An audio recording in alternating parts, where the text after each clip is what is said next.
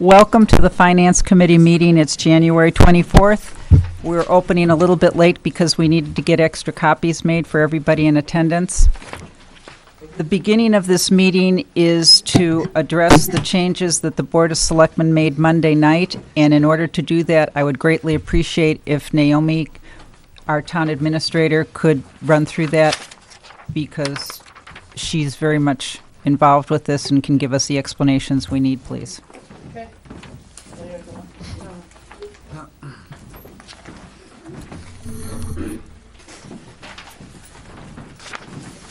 I thought, I summed up the email today, but I'll go back over it. Monday night, after listening to last Thursday, there was some suggestions thrown out. Some were a little wilder than others, but we did at least go back and do some whittling ourselves. So what we did is, first line, we cut $41,000. I don't have the line number, but you can find it. It's in the DPW. It's under the gravel maintenance. We took 41. 41. We took 41 and left $1,000 in there for the line.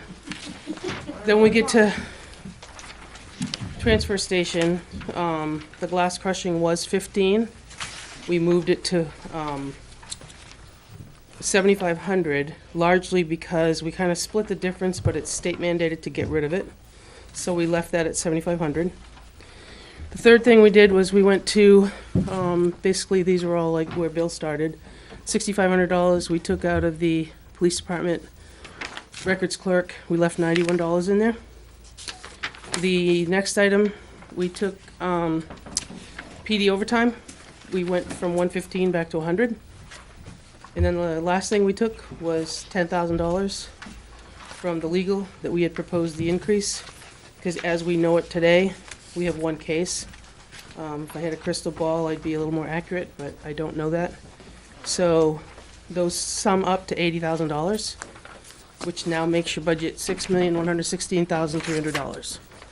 I think I've done the numbers in my head enough.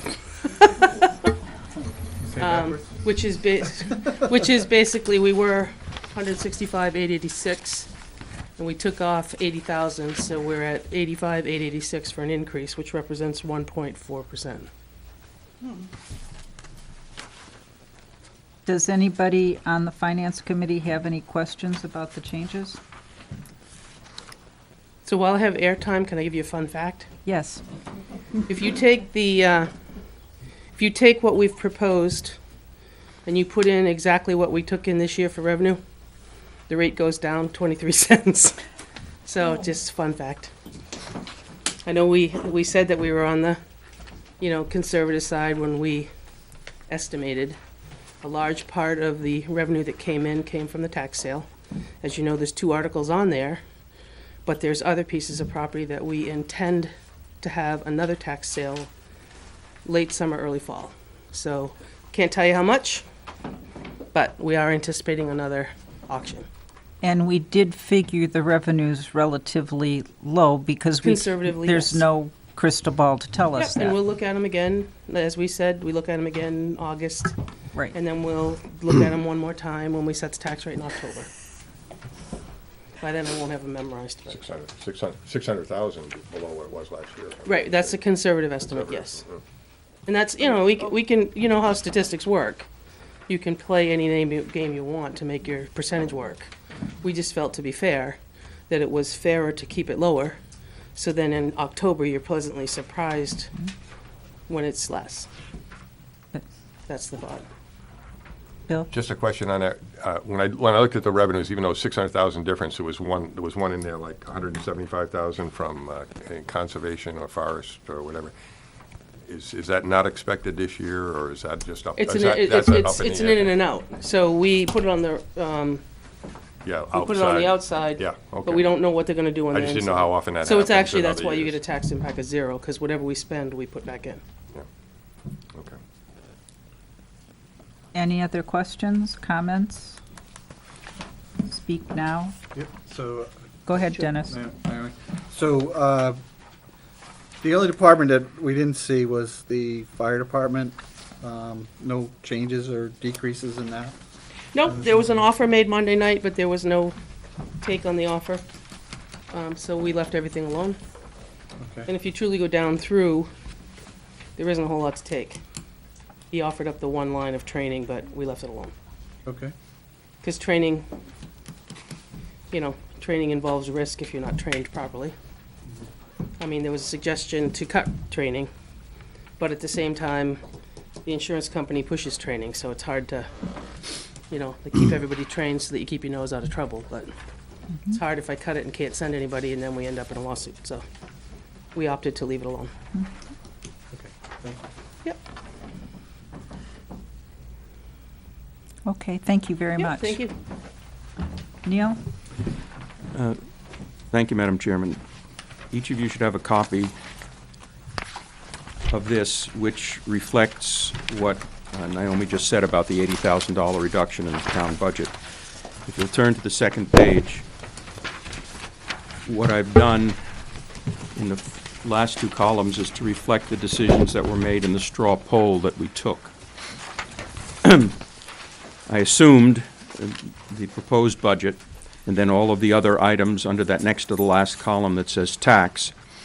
Where there's a dollar sign, that meant that we approved the article. Where there's a zero, it meant that we approved the article, but there was no cost to it, no direct cost to the taxpayers.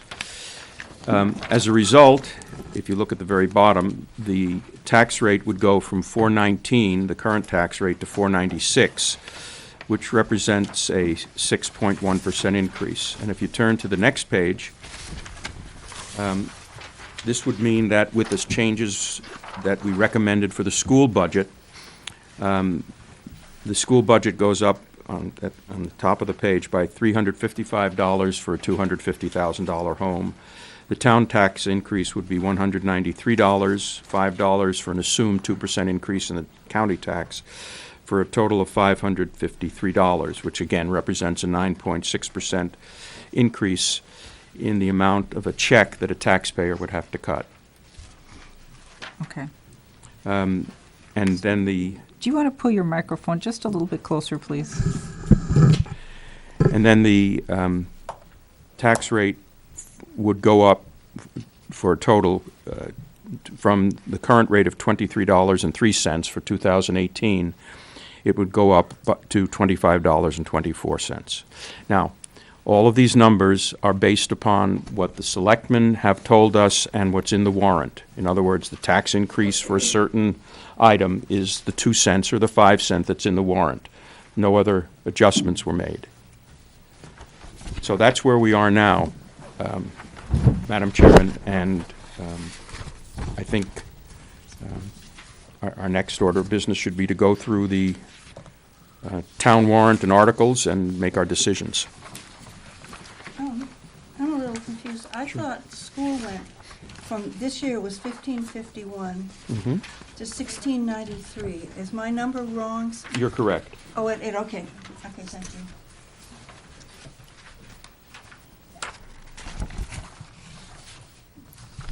I'm sorry, Neil, what was your last sentence? You're correct.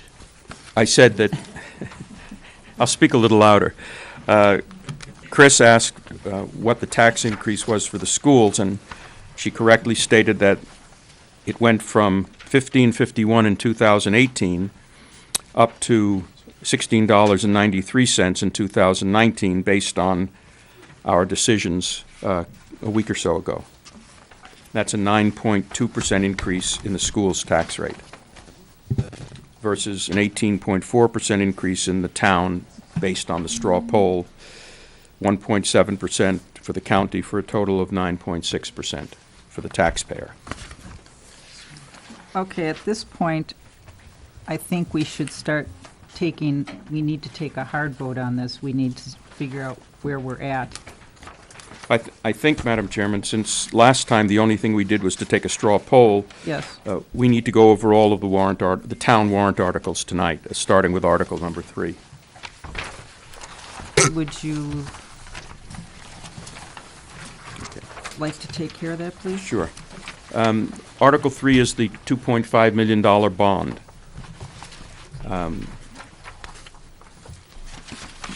There was, I think, a tentative vote in approval, but I'm not certain of that. In any event, the question before us is whether we want to recommend it or not. And is there any discussion on that issue?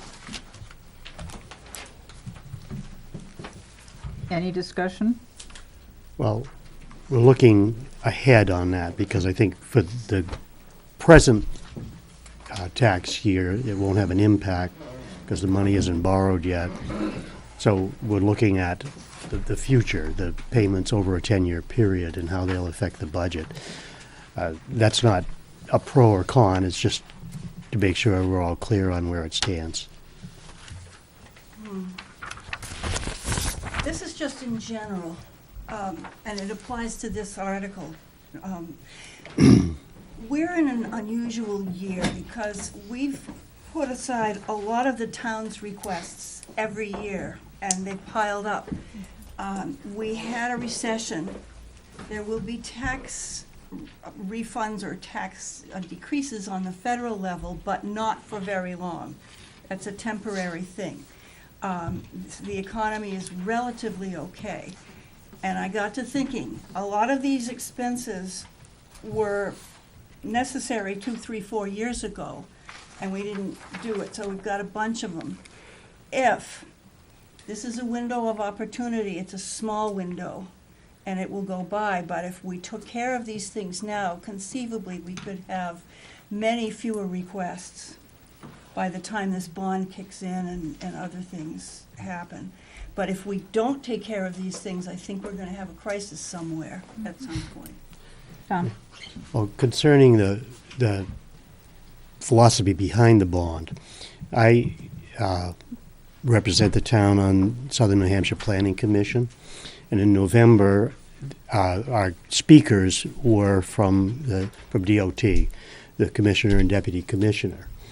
And what they were saying is the same thing that this report from our CIP said, and that is that you have to concentrate on preserving what you have because it's too expensive to rebuild. They actually said, we virtually don't rebuild. I mean, of course, if they're doing major construction on Route 93 or something, that's a different story. But as far as keeping up the roads, they have to keep up the state roads by going through a preservation rather than a rebuilding process because the rebuilding is just so incredibly expensive. And that is the point of this bond. It's a big commitment, and it's an expensive commitment, but it's a commitment to not have to pay $250,000 a mile to rebuild, which is what it costs from the excavation through the top coat the following year. So, you know, that's the theory behind this, and I bring up the state thing only because it's exactly what was presented to us, the philosophy of needing to preserve in order to be able to afford to keep up your roads. I agree with both folks, but I agree for a slightly different reason. I think this is a much more economical for the taxpayer way of doing things. Next year, the tax rate will go up by 37 cents because of this bond, roughly $318,000 in principal and interest. And the question is, what do we get for that money? And the answer is we avoid, as Tom was suggesting, having to reconstruct roads by preserving them, and we avoid paying the inevitably higher prices that we'll have to pay for that in the future. And we do it at a relatively low interest rate today. So this is an ideal time to do this, and I really think Benji and the folks who developed this plan should be congratulated for their foresight. I definitely will be voting in support of this. Yep. I second that.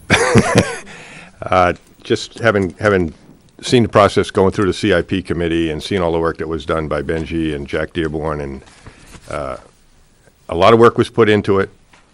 It gets the biggest bang for the buck. It's a lot of money, and there's only one way to find out if the voters are going to support it. They have historically supported road reconstruction at the levels we've had it at year after year, at a very high level. This will be a much bigger piece to bite off, and it's got to get a 60% vote, but it's worth a try this year. And if it doesn't pass this year, then I would expect that the standard article that you see for the $480,000 is going to be a higher number next year it's something's got to be done. But this is the right way to go to get the most bang for the buck and the efficient use of resources. Further discussion? There being none, you ready for the question? The motion is, are you in favor of recommending Article 3, the road maintenance bond? If you're in favor of recommending that, please now raise your hand. If you're opposed, thank you, that's 11. If you're opposed, 1. The motion to recommend carries 12-1. Next is the budget, Article 4. The current budget is $6,030,000. The proposed budget is $6,116,000. Discussion. Oh, and the default budget is $6,024,000. The difference between the two? Nope. I will speak, but not right away. I Comments? will repeat something I said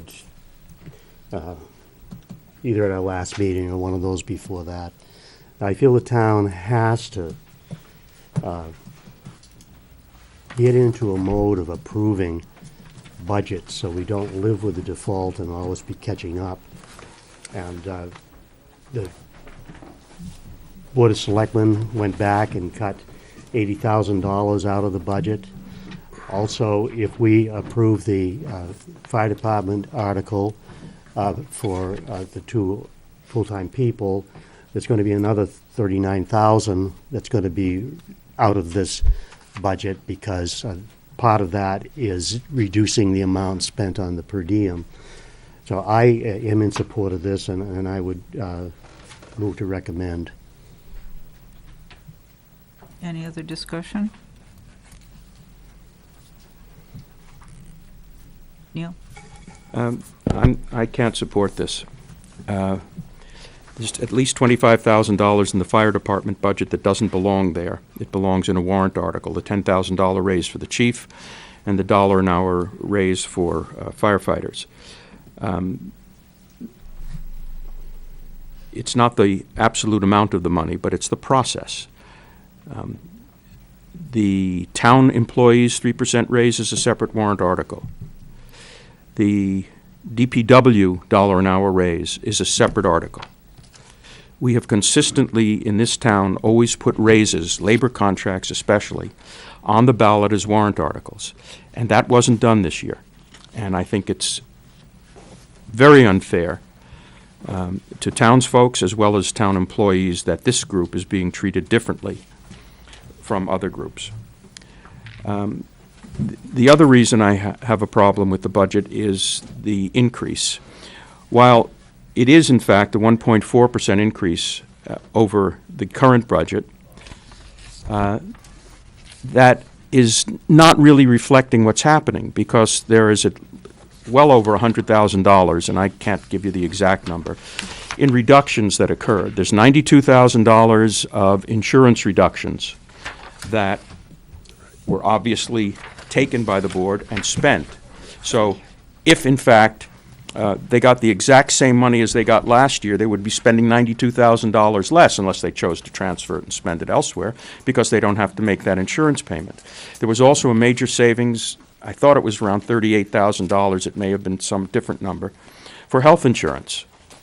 So I guess the 1.4 is an actual comparison number, but it doesn't reflect the fact that there were significant reductions that the selectmen chose to spend, which is why some of the department budgets go up by 6 and 7%, even though the overall budget is only going up by 1.4%. I'm sure others will have other reasons, but those are the two reasons why I will be voting against recommending the proposed budget in Article 4. Other comments? Bill? I struggle with this one. I would have liked to seen additional cuts to get it down to a lower figure. I looked at it myself today, and I actually added in, because I really would like to get to approval of a proposed budget. I added in drivers such as contracts that are locked in for services and even salaries that will revert back to no matter how we got there, it'll revert back to what it was in a default budget. And I just listed them: Avatar contract, the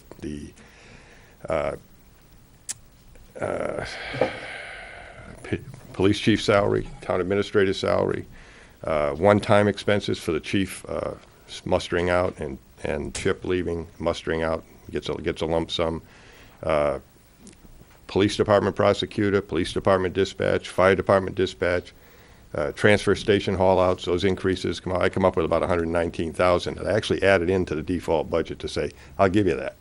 Because those are going to be things that I think we're going to have to pay for one way or the other. So even if I give you that, and I take away the insurance at 92,000, the reduction in the insurance, I still come up, that would get the proposed budget, taking the difference there down to about 6.051.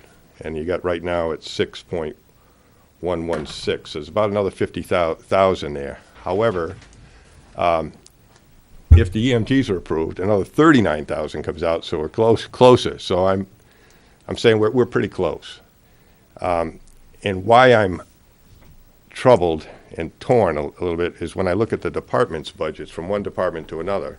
I'm just going to say it. I think the highway, if you go to a default budget, I think the guy sitting there in the highway department's going to get jammed next year. Whereas I think there's some other budgets, without naming too many names, where they'll probably be flopping back and forth to cover his budget in the default. So that's why primarily I'd like to get a proposed budget approval, because I think it's going to kill him. Chris? I think we have to think about what is the base for this budget when we say a percentage increase.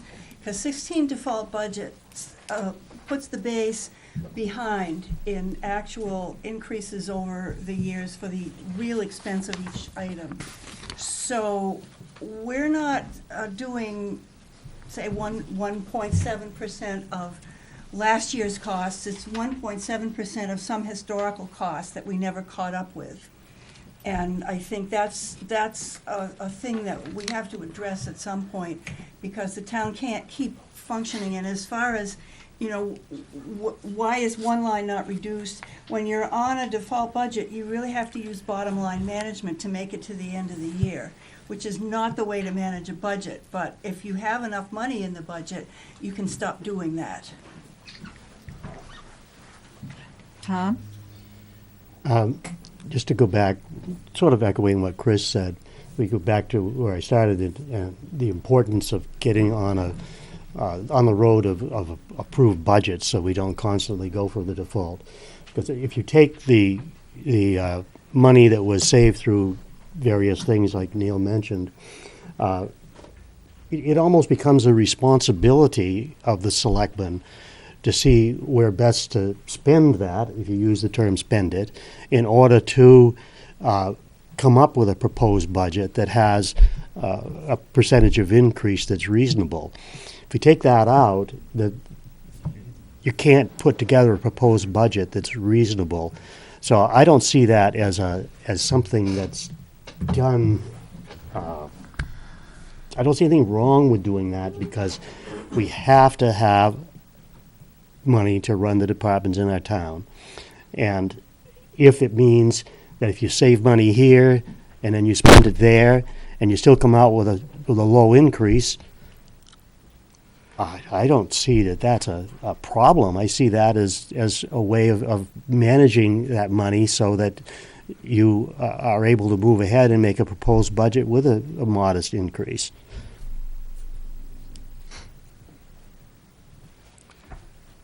Keith?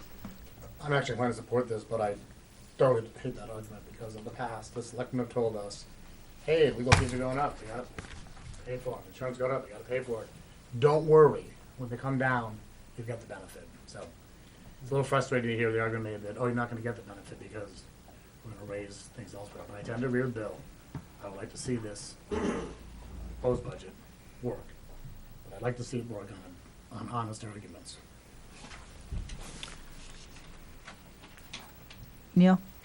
I'd point out that this is one step in a multi-step process. Let's assume that this budget is not recommended. Nothing prevents the selectmen between now and the deliberative session from coming up with additional reductions that would meet whatever criteria there are. Whether it's Bill's or my suggestion that the budget to be approved needs to be below the default budget. But whatever it is, there's an opportunity for that to happen between now and the time of the deliberative session and at the deliberative session. So while our recommendation is made today, don't think that the wheels of this great machine are not in motion. They are in motion, they are moving, and will be moving. I just did another calculation.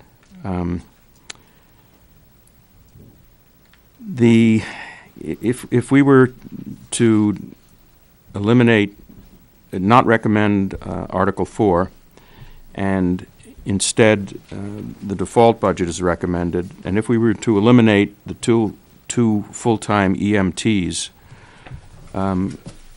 that would reduce the town tax on an individual home from $193 that we have now down to $138. So $55, let's say, and bring the total tax increase to slightly under $500. In other words, if some of you are concerned about the total tax burden, there are ways to deal with this. One of them is to reject this, not recommend this, and to not recommend the two new full-time employees for the fire department. There are other things that could be done, but we're not locked into any particular number. Thank you, Madam Chairman. Bill? Where there's concern over which way to go, perhaps on it, do you think it's wiser to go through the other articles to see where we're at and come back to the operating budget at the end for a vote? I'd like to see us go through the warrant articles first as opposed to the budget. One of our jobs in finance is, we'd like to pass everything theoretically, but the fact of the matter is we have to weigh the needs of the schools in the town versus the pocketbook of the majority of the taxpayers in this town. That's a very fine balancing act. If we get it wrong, we lose credibility. Even if we all think everything should pass, part of the reason this committee exists is that we are supposed to do the homework and do the analysis that the average person doesn't have the time to whatever. So I hear everybody's arguments. The other part of the driver is we have to remember the taxpayer too. So it's up to you guys if you want to do the budget first or the warrant articles. I just want to say I agree with doing the warrant articles first before we do the budget. However, I just want to say I'm for the budget. I really feel like we've been on default budget so much, there is going to be increase. It's just like, electric goes up, heating goes up, these things that you're talking about that are worked in here and there. The form that I sent out to you or gave all of you, it says that the increases are $234,000, just payroll, contracts, vehicle expenses, and electric heating. But yet the increase is, wherever my paper just went, like $85,000. I feel like they have done their due diligence to make this as little of an increase as possible without tying the hands of the departments so that we don't get the services that our town deserves, so that we don't keep having this, what's the word that I want? That every single year we just don't keep compounding how far behind we are with catching up to pay for things.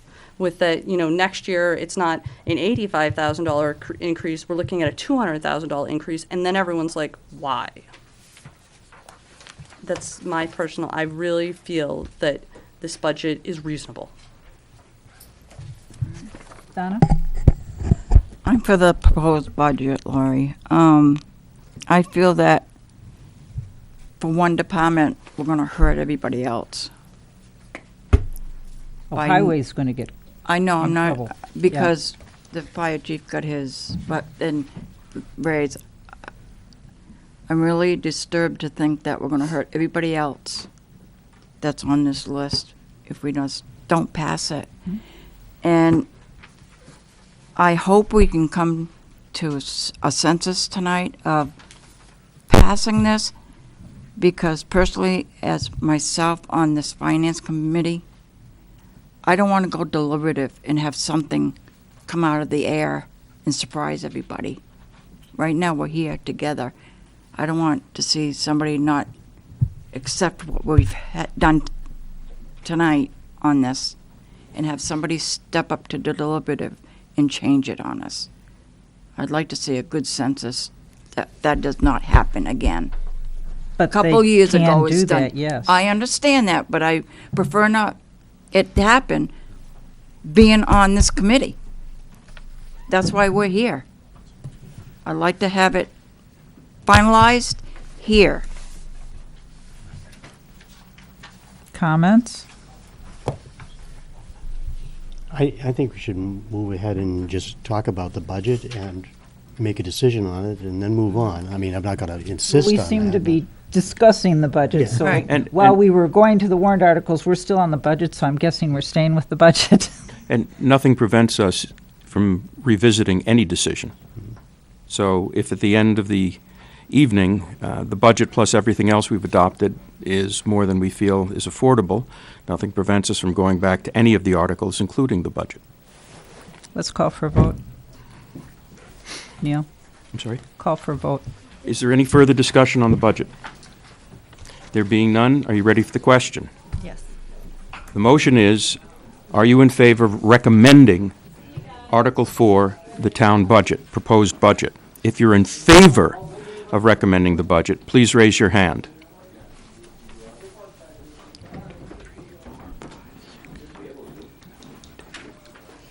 $11. If you're opposed, 11-1. The next article 12. is the raise for non-union personnel. We don't have 13. Somebody not vote? There are only 12 of There's us. only 12 We're of missing us one here. Here person. tonight. Okay, I forgot Greg's not.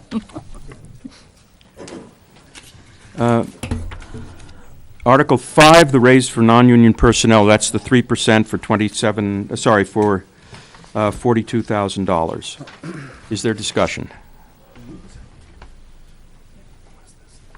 This is library, correct? Town and library, yeah. It's Everybody ready to vote on this? non-union. Non-union. Okay, are you ready for the, is there any further discussion? There being none, are you ready for the question? If you're in favor of a 3% raise for non-union personnel, please now indicate by raising your hand. That looks unanimous.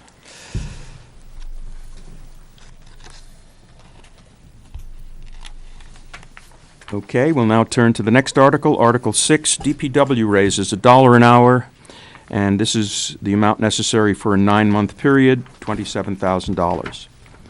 Discussion.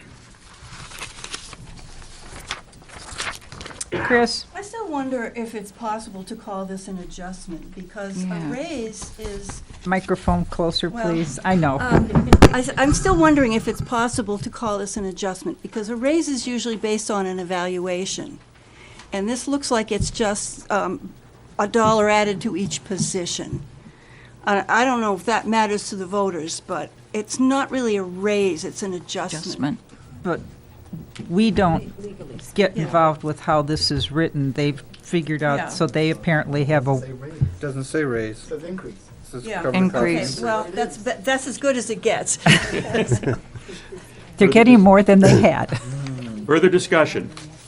There being none, are you ready for the question? The motion is to, did you have further discussion? No, I was just going to say what I said last week. I can't support it because I understand that our highway people are paid less than the surrounding towns. However, how we got there, how we got here through unions at one time and others got raises when they did not, where we're at now, and I think it just creates a bad disparity between other town employees and other non-union town employees and those who work in the garage. And we have had a turnover of 3 of 12 in the last year, but we were able to hire into those positions. So I can't support a different raise for a different group of people. Further discussion? There being none, are you ready for the question? The motion is, are you in favor of recommending Article 6, the DPW raise? If you're in favor of that, please now indicate by raising your hand. If you're 11. If you're opposed, 1. The motion carries, and that will be recommended by an 11-to-1 vote. We now turn to Article 7, 2 full-time EMTs. This is for 6 months. It's $100,000. Discussion. Tom? Well, I think it's good to have a plan, and what we saw here a couple of weeks ago when the fire chief sat down and laid out where he saw the department going, it was one of the most thoroughly presented plans that I have seen from any department. And, you know, the needs were spelled out, and the roadmap to meet those needs was spelled out for us. So I am in support of this because I just think that we've grown to that point in the town where you can't Band-Aid the process anymore. We have to make a step and make sure that we're providing the safety services that are needed, and I think this plan will do that long-term for the town. Further discussion? Bill? I think the fire chief laid out a good plan of the briefing that he and Steve gave that night was excellent as far as where we've been, where we're at today, where we need to get to, and how we get there. 2 EMTs is the first step in that. If this is approved, we do get a $39,000 refund in the operating budget, so to speak, as an offset. But I think the way I look at it, there is right now between 10 o'clock at night and 7 in the morning, there's nobody sitting at the station.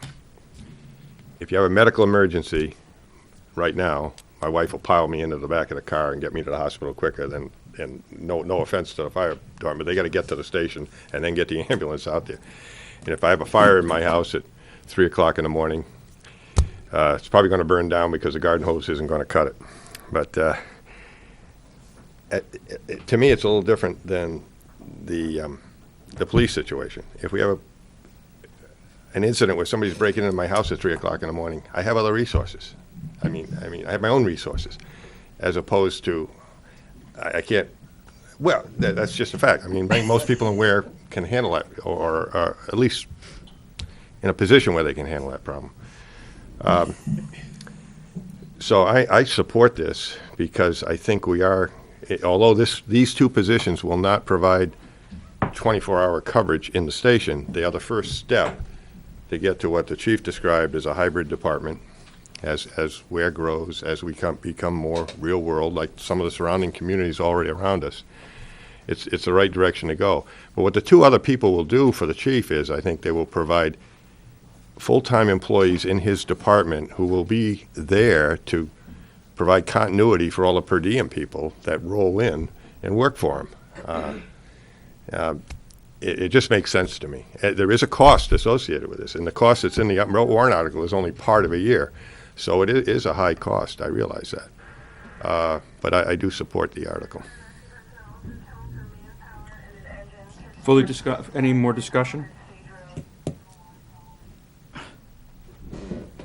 I have a problem with this, not because it's a bad idea. It's a good idea. It's the question of whether it's affordable at this time.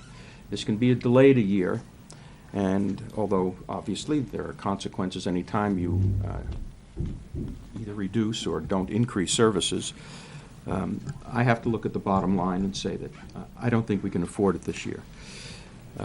Next year, this is going to represent a $57.50 increase in taxes to the average taxpayer. This is not cheap. It's $200,000 a year. This is $100,000 for this year, but that's only for 6 months. So I'm looking ahead to the total of our actions as a group, not just each individual warrant article.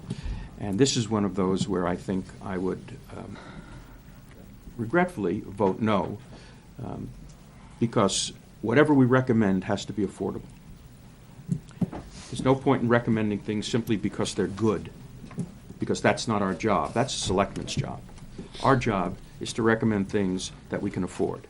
And of all of the items here, this is the one that I feel, among others, could be deferred for another year. So I will not be supporting this. Further discussion? I'm in agreement with Neil. I have a question that I might have to refer to Bob for this. Did but- you want to say something more, Dennis? No, go ahead, Tom, it's fine. No, it's just that that $39,312 that's going to be reduced in the budget, that's actually $39,312 less than what will be included in future budgets, because you're going to gradually decrease it may not compound itself, but you're decreasing the amount spent on per diem when these two people come in. So you won't be putting that back in next year because it'll be down to the level that you need for the per diems with these two people in place. Is that correct? Just a question, may I ask? I think that takes a yes or a no. Is this- Am I being limited, or? The concept is that this is a meeting of the Finance Committee to make decisions, and the only information that is appropriate for outsiders to give is factual information. If you can't answer with a yes or no correctly, then please elaborate. But this is not an opportunity to. Sure. Already No, I had it. understand that. So Tom is mostly correct. Some of the figures are slightly off, and so I just wanted to make the correction that that it's $171,000 annualized increase minus the $39,312, so $140 for in year two. The spreadsheet that you got the night we were here, the first night we were here, the offsets are slightly different because we made a modification there, but the expenses are all still good. Thank you, Bob. Further discussion?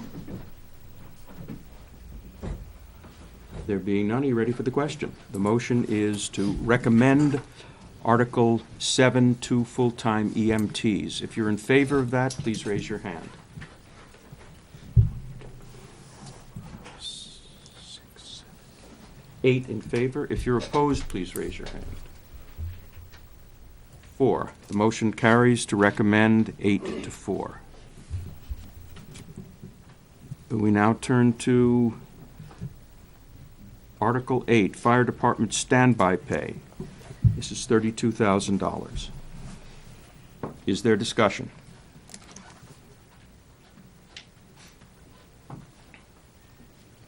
Tom? Just to go along with what was said about those early morning hours when there are not people in the station, that's to make sure that we have people ready to go quickly.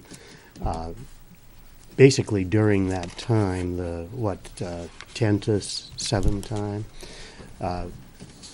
so that you know that you've got at least 2 people who are on hold, ready to go, to cut the response time down, rather than putting out a general call and not knowing who can or cannot come out on that call. So it's more clarification than anything else, but that's what this is all about, and why that I would support it. Further discussion? There being none, are you ready for the question? The motion is to recommend Fire Department Standby Pay, Article 8. If you're in favor of recommending that article, please now raise your hand.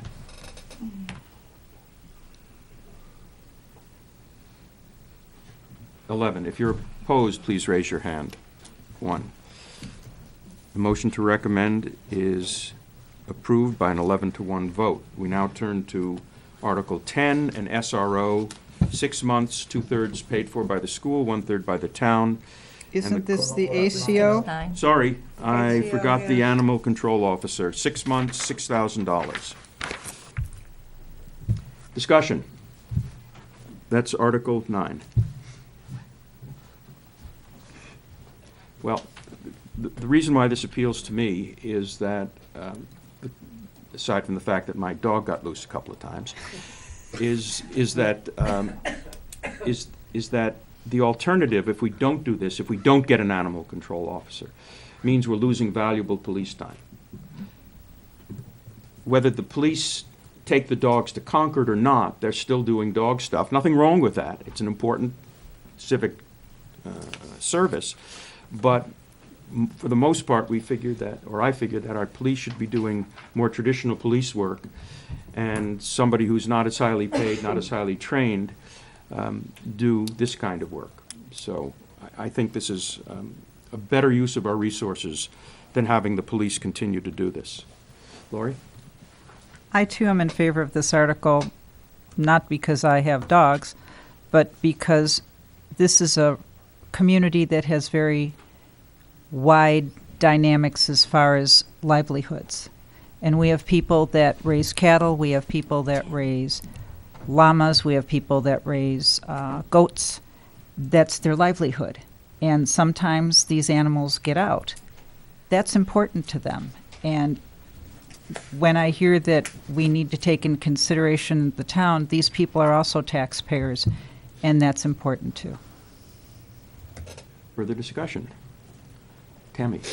I agree with what you said, Neil, about if we're going to have the resources expended for an animal control issue, I'd prefer it to be an actual animal control officer instead of one of our police officers. I'm in favor. Further discussion?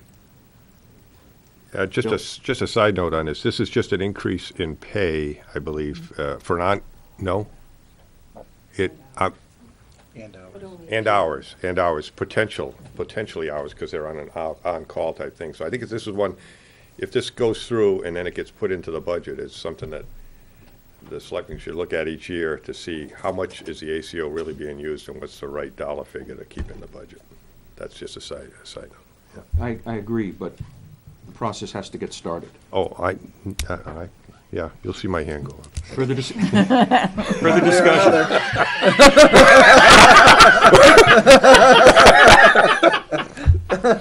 Further discussion? There being none, are you ready for the question? The motion is to recommend the Animal Control Officer, Article 9, for $6,000. If you're in favor of that, please now raise your hand. 12. It's unanimous. Get the cows off the street. And we will recommend Article 9. Now we turn to Article 10, the SRO, 6 months, 2/3 school, 1/3 town, at a cost of $21,000. Discussion. I'd like to clear something up on the SRO. I was asked the other day by somebody in town, and they said, I want somebody with a gun in schools to protect children. And I want to make sure it's clear, both the police chief made it very clear this was not what that position is for. It was to be another resource for children, not to patrol the schools for, if you'll pardon my phrase, a possible intruder alert. And the police chief made that very clear. And I just think it's important that we keep that line clear. Tom? You're right, that's exactly what he said. However, there is a deterrent factor, I believe, knowing that there's a police officer in the school for, God forbid, a potential assailant coming into the building. So you're right, that is what he said. That's not the primary purpose, but I think there is a deterrent factor, having a police person in the school, both for the most extreme case and perhaps even for other cases, like things that might go on within the building, instigated by hopefully students, not teachers. But anyways, I do agree, though, that that is what was said, and people shouldn't be misled to think that he's there as an armed person to protect the school alone. Bill? The only counter I'd say to that is we have 3 schools and 1 school resource officer. You can't cut them in 3 pieces. And it's a false sense of security if you think that the school resource officer is going to be there to prevent an incident. Even the most naive attacker is going to be smart enough to go to the school where the resource officer is not present, or to the school he wants to go to at a time when the resource officer is not there. So while there may be some psychological deterrent effect, I don't think it's significant with respect to out-of-school kinds of activities and even in-school activities during the time the officer's not there. Further discussion? There being none, ready for the question. The motion is to recommend the school resource officer, Article 10. If you're in favor of recommending the school resource officer, please now raise your hand. 1. If you're opposed, please now raise your hand. 11. So the motion to recommend fails, 1 to 11. The motion before us now is to not recommend the school resource officer. If you're in favor of not recommending the school resource officer, please raise your hand. If you're opposed to that motion, please raise your hand.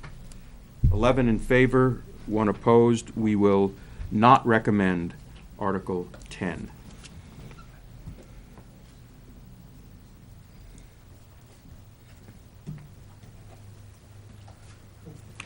We now turn to Article 11, the additional police officer. $50,000 for 9 months. Discussion. Tom? Yeah, actually, well, I voted no on the last one because I just think this is a higher priority for the town, and I didn't believe we could afford both. We're without cover. We've heard it over and over again that from 3 o'clock in the morning until 7 in the morning, there's no coverage in town with our local police force. We have to turn to the state police. That's iffy depending on where the trooper assigned to this area is at the time. Could be as far away as Nashua. And I think also Chief Kelly said that there are only 2 in this area during that time, so there's a very good chance there wouldn't be anybody close by. And there are other factors as far as whether or not they really should be doing it without having a contract with the town. So I just feel that we need around-the-clock coverage for police officers, and that's I know that this didn't get high support when we had our mock vote the other day, but I basically said the same thing, that this is where I would want us to put the money as far as the police department in order to have that coverage, because things happen 24 hours a day, and sometimes I think some of the worst things can happen when in the wee hours of the morning as far as domestic issues. So I support this article. Bill? No, go ahead. Yeah, I just have a question about this. Did the police have a plan to build up the force? Was this part of a long-term plan?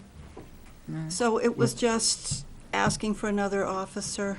Well, the chief has a vision of having 17 officers in this town, because using national statistics, which are averages, that's how many officers a town this size should have. However, we are not average, as you all know. This is the second safest town in the, is it the second or the safest state in the United States? So the idea that we should use averages that cover New York City, for example, or all these other communities, strikes me as an inappropriate use of statistics. Just, may I follow Tom? Lori, may I Yes. follow up with something? In 2006, we added 2 officers to the force, which brought it up to the 12 when we're at full staff. Chief Beacon, practically the next year and every year after, came in asking for additional officers. And until the recession hit, and then he said, well, you know, give up on that for a while. Chief Kelly, since he's been here, has asked for additional officers. Whether the 17 or not is realistic, I don't know. But what we're really talking about here is having somebody on duty during the 24-hour period. And the chief feels he could reschedule people and come up with a plan that would work by adding this officer. So it's not looking at the national average, it's looking for how can we get 24-hour service on the town and have a police officer there when you need him or her. So that's just my pitch. Bill? I can't support the article. I'm not, the chief didn't give me a convincing argument, and there's nothing written in this Article 11 that says it's going to provide 24-hour coverage. And I'm not convinced adding one police officer is going to do that, because we've consistently had vacancies. We never had all our positions filled. We may get them for a short period of time, but usually it's like putting coins in your pocket with a hole in it in a small town, trying to fill your police department. So I'm not convinced adding a police officer is going to give you 24-hour coverage. The other thing I would say is, if you have a serious incident, a domestic incident, 3 or 4 o'clock in the morning, yeah, the state police are far away. But if you only have 1 officer on, that's a very risky call. That's really a 2-officer call when you have a serious incident, and not 1 officer. So if you just have 1 officer on, that's not a good situation either. But the last thing I want to say is that this police chief is leaving the end of April. He's brought a lot of professionalism to the department as far as improving the I guess the way the police department was perceived with the standards so I think he's done a lot of good in the department. However, when he leaves, we're going to have a new chief coming in. I don't know what his thoughts are going to be. I don't know how many officers he's going to think he needs to provide the service to this town, the law enforcement. But I'd certainly like to give him the opportunity before we start adding things, as described in this article and some other articles. Further discussion? Dennis? So I oppose the article as written. I agree with Bill. I'm hoping that a new police chief will come in and do an assessment as to the needs of the town, i.e. if there are issues with the school and other various items, and that he utilizes the resources better, shall I say. So, thank you. Further discussion? There being none, are you ready? Can I just say something? I'm for this article. When we moved to this town, I don't know, 13, 14 years ago, I was baffled that we did not have a full-time police force. I come from down in Massachusetts, like the small town, but we always had a full-time police force. Yes, we are aware. A lot of us are armed. That doesn't matter. There may be someone who is not. And I don't think I ever want to see a family say they're broken into at 4 a.m. and they had small children and something happened to them. And we may be the second safest town in the state, but that's only until we're not. So I am for this article. Further discussion? There being none, are you ready for the question? The motion is to recommend Article 11, an additional police officer. If you're in favor of recommending that article for the additional police officer, please now raise your hand. 3. If you're opposed, please now raise your hand. Abstention.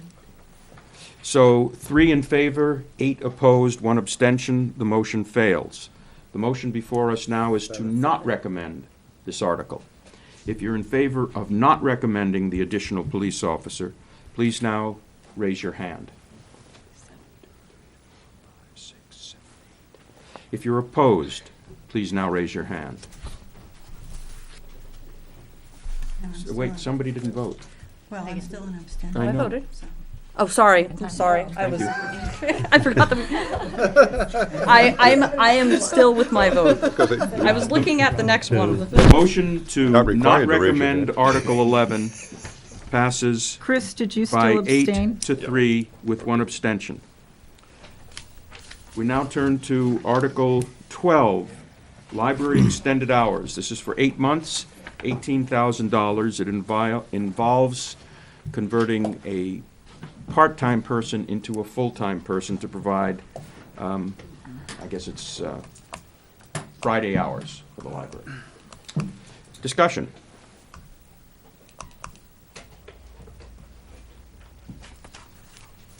Just to say that I do support it, and I think that the services that have been provided over there are fantastic. The newsletter and things that have come out of there has been a nice addition, as well as the other activities for children and adults, and to extend it another day in order to not only continue but add to that. It's a community center for the town. We don't have a community center as per se, but the library really is a community center, and I am in support of extending the services of that community center. Further discussion. Bill? Yeah, I'm not, it's not that I don't want to see the hours extended, it's just the reasoning that's given that the change from a part-time to a full-time position. I would like to see the library look at extending hours by other means, so perhaps another part-time position, as opposed to extending a full-time. The part-time to full-time is the wrong fix for to get to where they want to get to, I believe. Susan? Yeah, I support it, and I do think the full-time children's librarian is important, not, instead of the 2 part-time. She has more qualifications. Opening it on a Friday also helps the kids. They go after school. The teachers are bringing students over. It gives them more of an opportunity. And it opens up the meeting room, which is usually pretty booked. So there are a lot of benefits to it, and I do support the article. I also support the article. I had a very long discussion with the librarian and really pushed him to change this so it would be part-time people. It wouldn't be a full-time person. And he declined to do that for several reasons. First of all, he believes that, as Susan suggested, they need a full-time children's librarian because of the kind of talents and services that that particular individual brings to bear. But more importantly, he said that the trustees of the library debated this. They debated increasing the hours with part-timers and a whole variety of other things, and they ultimately decided that this was the better way to go. I'm not saying that we always have to defer to some other group, but I just wanted to let you know that the library trustees, who are basically behind this article, did not want to have this extended with part-time people. They don't believe that's the best way to go. Chris? It's 2 cents. It's still a lot of money, but I will be voting for this. Chris? I'm not sure in this economy that you would even get part-time people, because the amount, Karen is now, our children's librarian, is working 32 hours a week. So if we bump her up to full-time, that's another 6 hours. It was very hard to hire a children's librarian in the first place.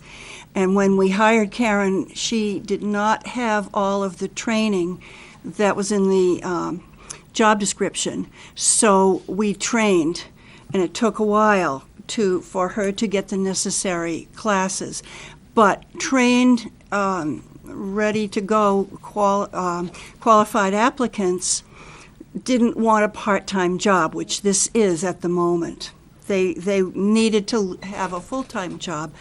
We have part-time people that work small numbers of hours, 4, 6 hours, and more and more people are asking to get extra hours. They can't do a 6-hour job. It interferes with their lives, and a lot of them have more than one job. Can I just ask a question, so clarification, maybe you can answer this? It sounds like it's more than just adding 6 hours to her, it's right, it's a part-time position as well, right? Yeah.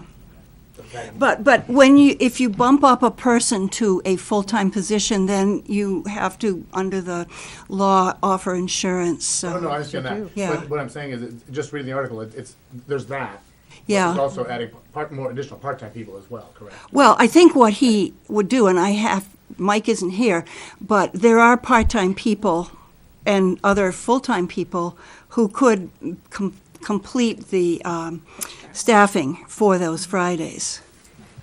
Further Because that dis- alone would be open for 10 hours. Yeah. 10. Further discussion?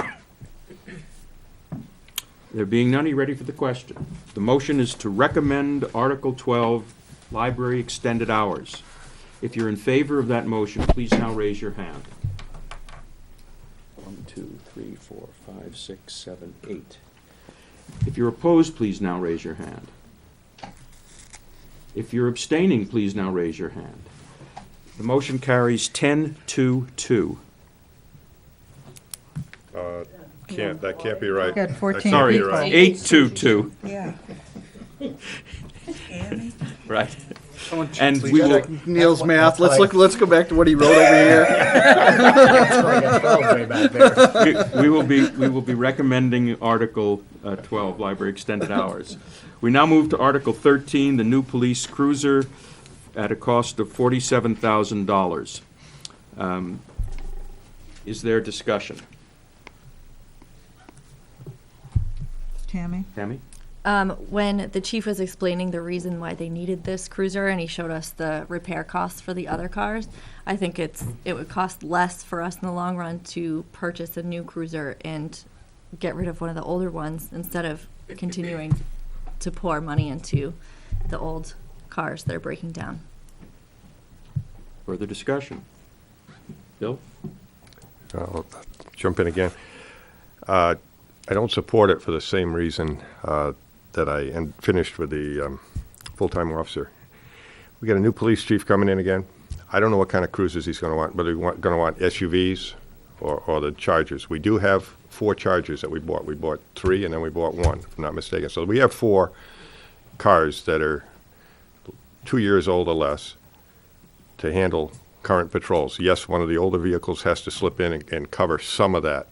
However, the repair costs have gone from $57,000 a year when we were at our worst, before we had any new cruisers, down to less than $20,000. The last sheet I saw last year, it was under $20,000. So I think we're at a stable point for repair costs now, and I'd just like to put a pause on it till we see the new police chief and whether he's going to recommend wanting a SUV-style vehicle, because even the current chief had an SUV slipped in there in one of the out years. So I really don't know where we're at for what we want for cruises, and I defer to the new chief coming in. But if we pass this, wouldn't the new chief be the one who actually makes the decision? Or do you think that the current chief would make the decision? Or the I don't know. selectman would make the decision in the interim? Well, I don't know, maybe the new chief coming in would want a vehicle that's going to cost more than what the article will pass at. I The don't new know. chief probably won't be on board till late in the year. Well, I don't know. I don't know that. Yeah, that's, You don't know. Huh? no, just, I think that he'll be here sooner than that, but that's another issue.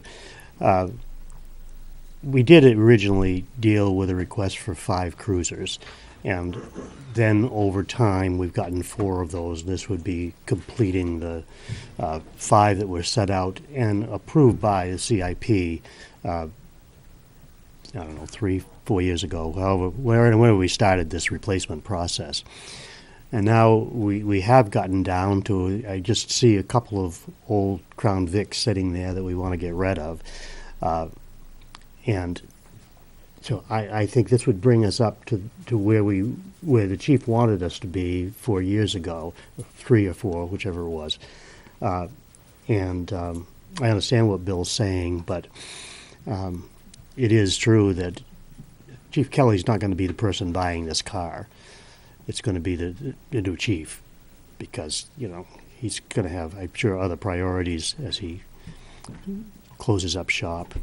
And the selectmen can even take the lead on that and say, we're gonna wait until the new chief comes. So, although I understand what Bill's saying, I just think the needs of the department are gonna be there regardless of where the leadership is. And so I would support this article, personally. Question for Bill. We originally figured we needed 5 cars, and we wanted to buy 5 new ones, and then have a rotation. If we delay this year, how does that affect the rotation? No different than not buying a plow truck for 6 years. So the rotation's gonna be off. This would be 1 year we don't buy a cruiser, not 6 years like we did with the plow trucks. I mean, I'm just looking at, as these things start to pile up, I'm just looking at it saying, let's put a pause on this one. This is one we can defer for a year, so we can buy another plow truck this year, since we didn't buy 6 of them. Jim asked to go. Just a quick question. Are we going to run into a similar issue if we do push this off where prices go up and we end up spending more, like what happened with some plow trucks or things in the past? Prices have been pretty consistent on these. Actually, the price of the car itself has been very reasonable, around that $27,000 range, I think, for all of the purchases we've made so far. So I think that whatever change there would be, because it goes through the state bid process, we get the same price that the state police do for their vehicles. That's why we're buying those. So I don't think there'd be a great change. Donna? I voted no for this last time, but the more I thought about it, really tying the new chief's hands of not getting a new one, and we're spending more money for maintenance. So I approve this. I changed my vote. Just in response to James' question, last year we budgeted $45,000 for the car, this year $47,000. Last year we budgeted $185,000 for the 10-wheeler, this time $215,000. Well, Is that not correct? is that right? Well, I No. think there was a, I'm sorry? 215 last year. yeah. I just had money to We had money. Oh, so it only cost us $185,000, but the vehicle was $215,000. Thank Yeah. you. What happened, Neil, I think that because the year before there was trade value that wasn't counted on, and so that went into the fund, so it could be used the following year. Further discussion? If not, are you ready for the vote? The motion before us is to approve a new police cruiser for $47,000.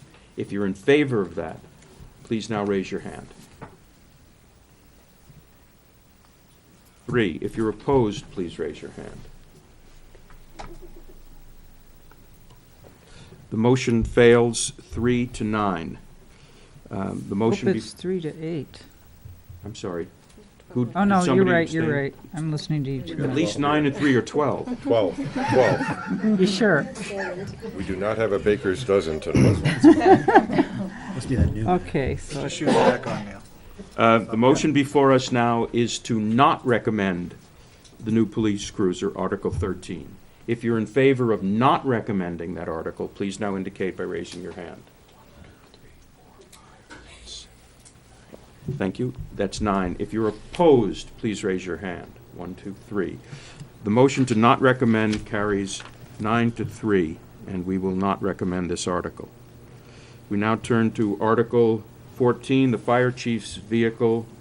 This is a $48,000 expense, but it comes out of the special revenue fund.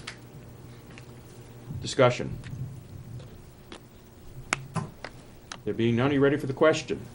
The motion is to recommend Article 14, the fire chief's vehicle. If you're in favor of that motion, please now indicate by raising your hand.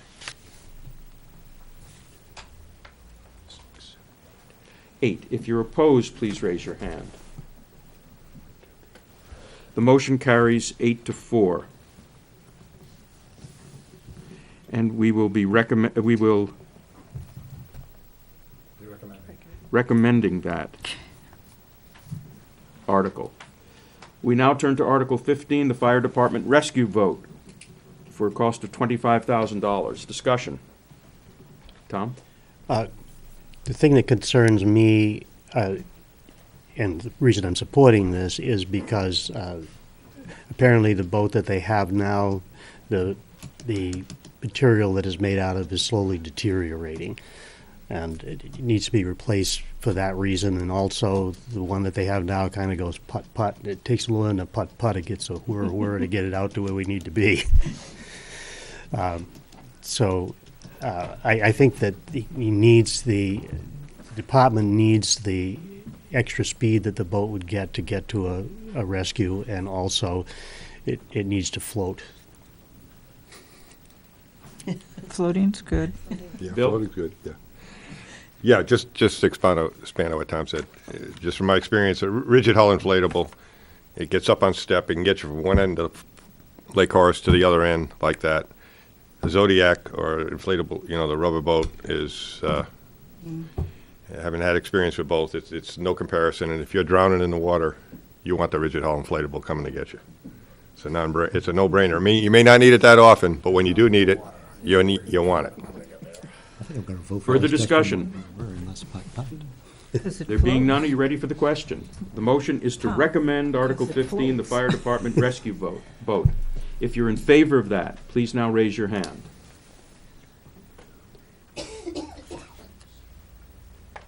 Ten. If you're opposed, please raise your hand. If you're abstaining, please raise your hand. The motion carries 10-1-1. And we will be recommending the Fire Department Rescue Boat.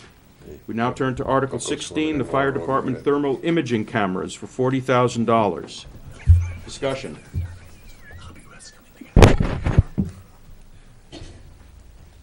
Tom, I'm please. sorry, I don't mean to always go first, but to me, this is a no-brainer. I mean, if it's a definite need, if it's a rescue tool in a burning house, or even to, I believe, help find a lost person, because it can create that image from the heat. So it's a rescue tool, and it brings all of their imaging material units up to par, so that they're, no matter who's on or what vehicle it's in, they have consistency in what they're using for equipment.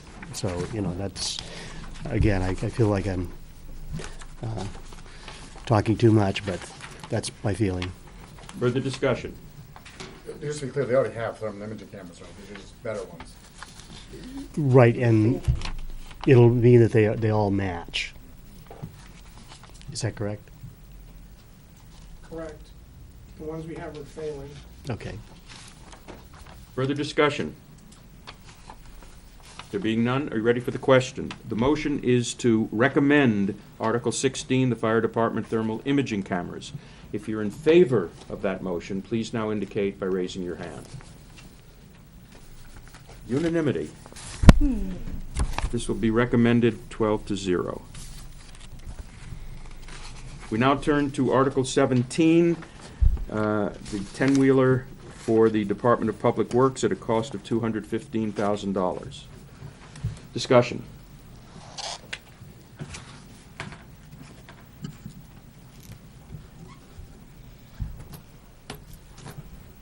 Tom, Somebody else, come on.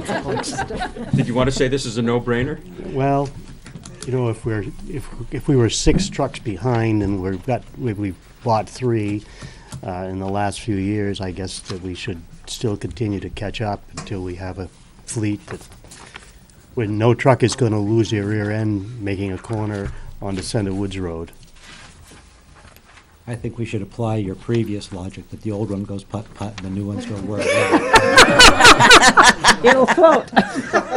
It won't. We don't want them to float. That was good, James. Further discussion. Sit on the corner again.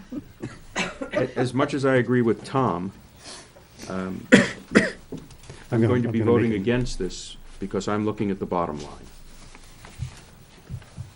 Further discussion. Bill?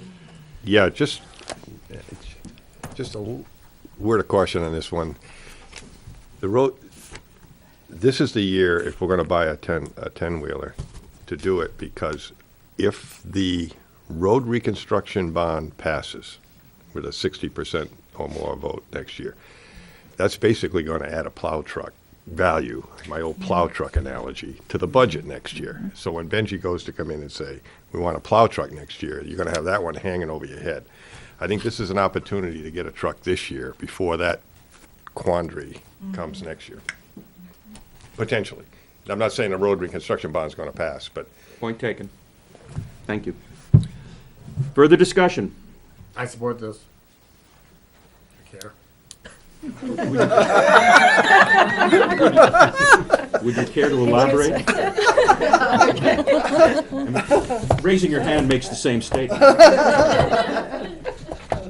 But he really does support it. No, I think it's important. I think that's the one area in the town we've not been keeping up with it.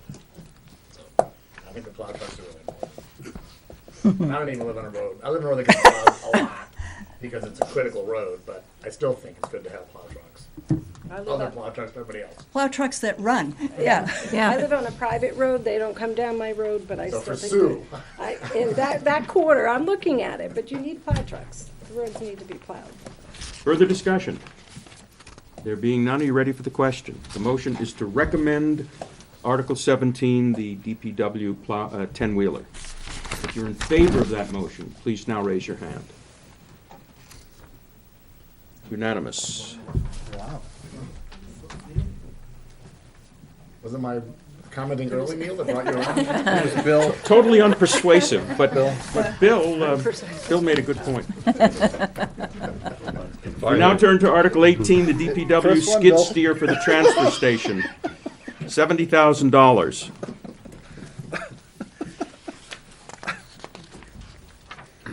Discussion.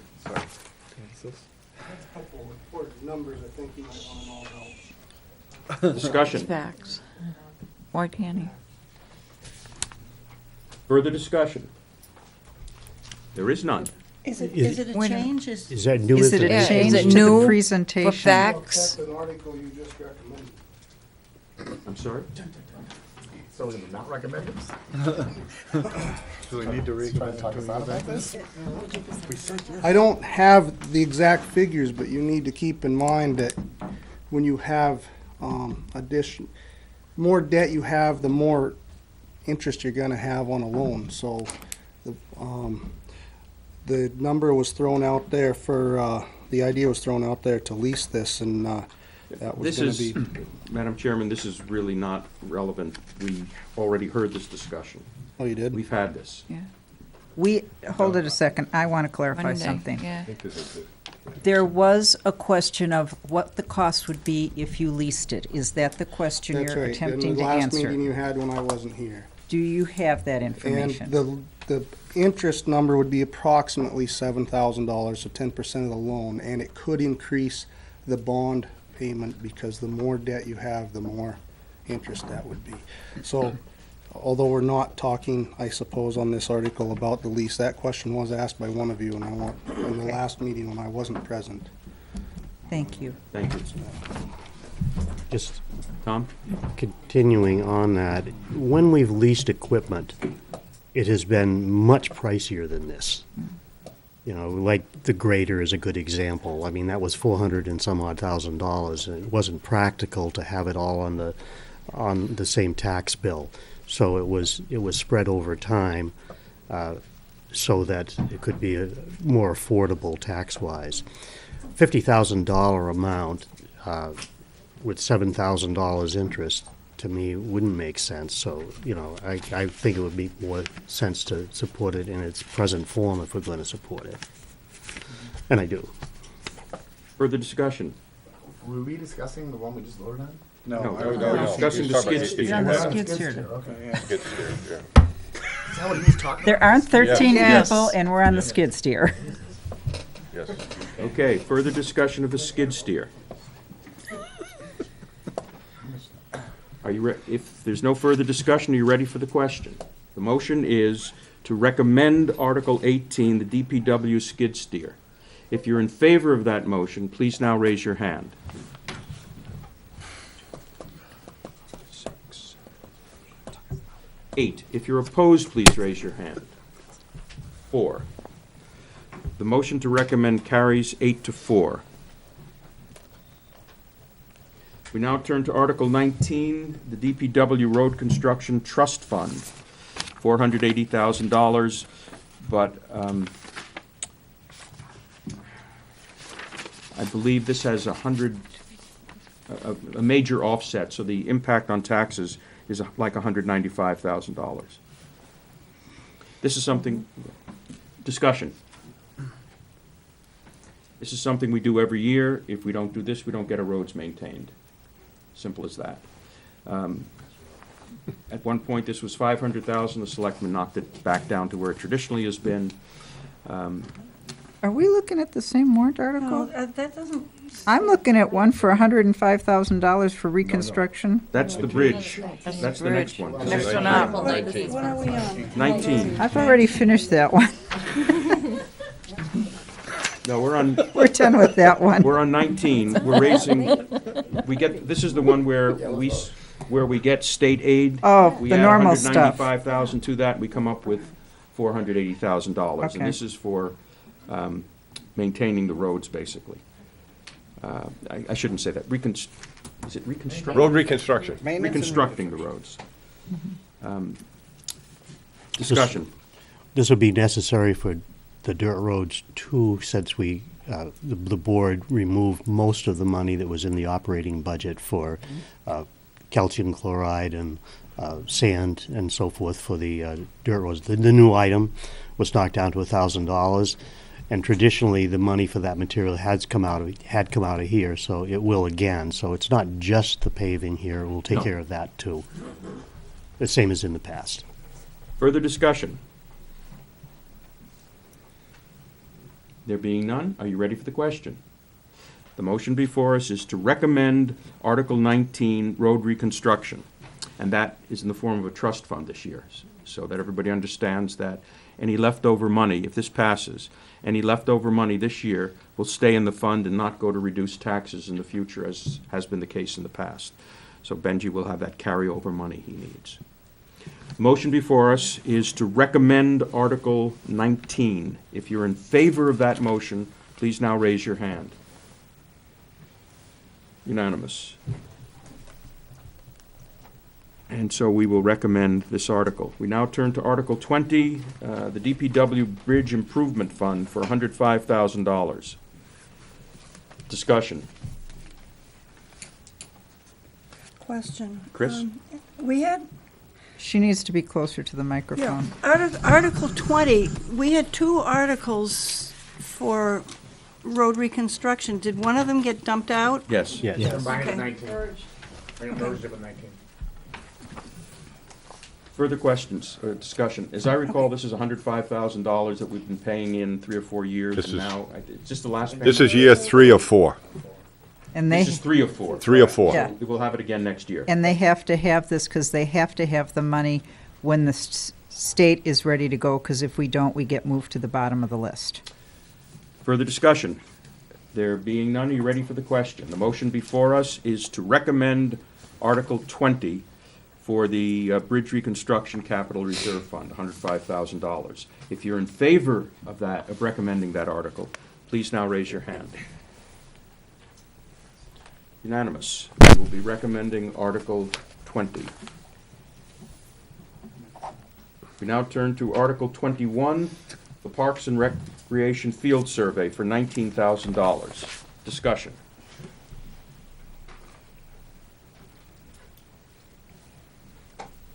Are you ready for the question, Tom? Well, I hate to vote against it because we do that with Parks and Rec, but in reality, there are things about this that trouble me. For example, the property on East Road, it's a long way from being ready to build fields on. So, you know, that, you don't need an expert to look at it to say it's going to be 10 years before you can ever flatten that out and build on it. Because it's used right now to excavate gravel for the highway department and get rocks for crushing and so forth. And it's just, you know, it's a long way from that. The Einerson Field, again, I don't know what an expert would tell you, and I can't, but I just think that to include the two in there when One is just so obvious that it's long range that it's probably not an article that I can vote for tonight as much as I'd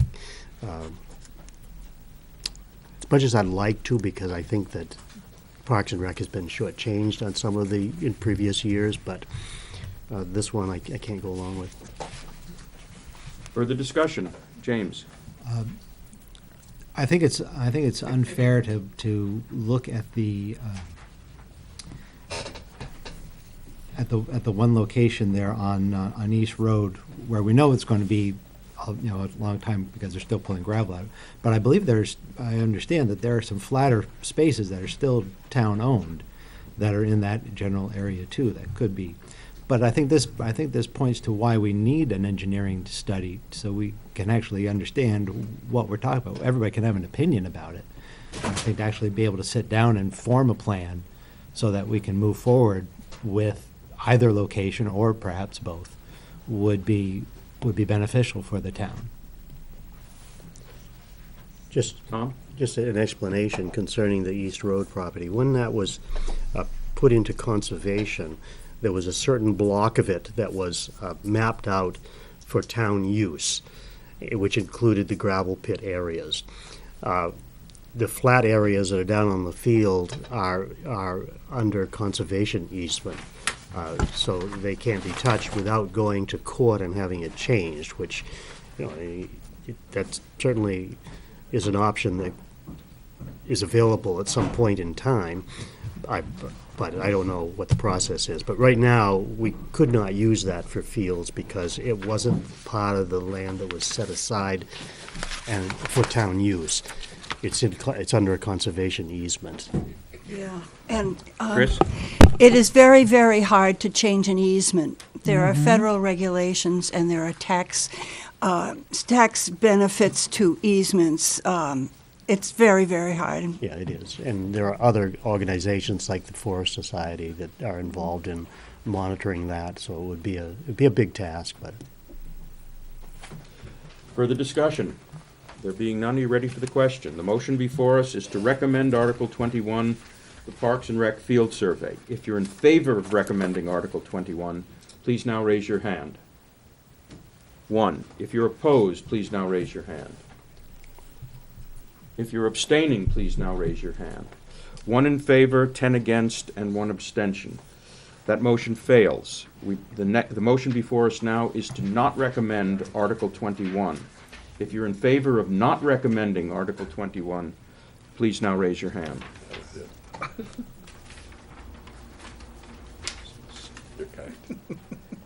10 in favor, opposed? 1 abstention? 1.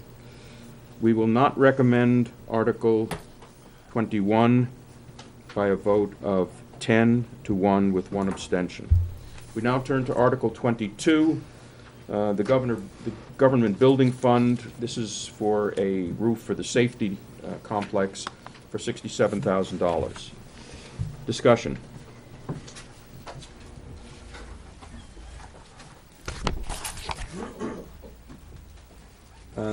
I wonder whether we can't defer this for a year. Now, the problem with deferring it for a year, aside from the physical aspects to the building, is there's going to be a major tax increase next year because of the bond payment. That's 37 cents right there. Plus, some of the other things we've done are going to really increase taxes, even if the budget were not to increase at all, which is, based on past history, most unlikely.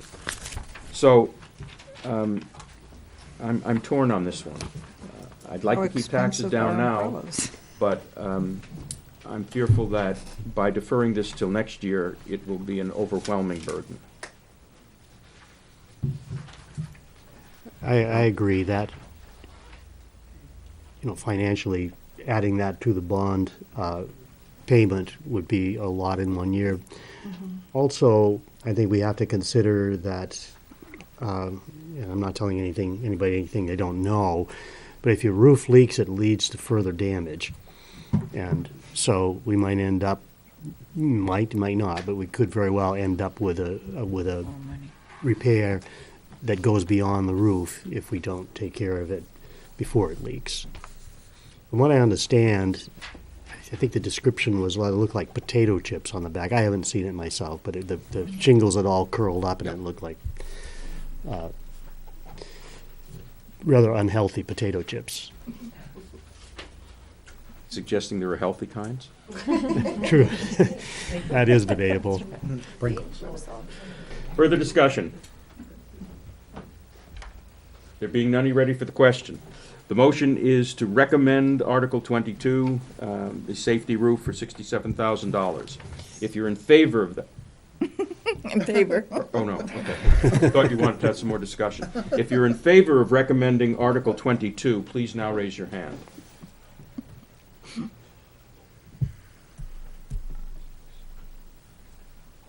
If you're opposed, please now raise your hand. The motion carries 11 to 1. And we will recommend Article 22. Turn now to Article 23, the cemetery cypre, which has a zero tax impact. Discussion? Are you ready for the question? If you're in favor of recommending Article 23, please now indicate by raising your hand. Opposed? The ayes have it, and that motion carries unanimously, 12 to 0. We now turn to Article 24, fireworks for $7,000. Discussion. 65. It's 6,500, but I've rounded these numbers to the nearest 1,000.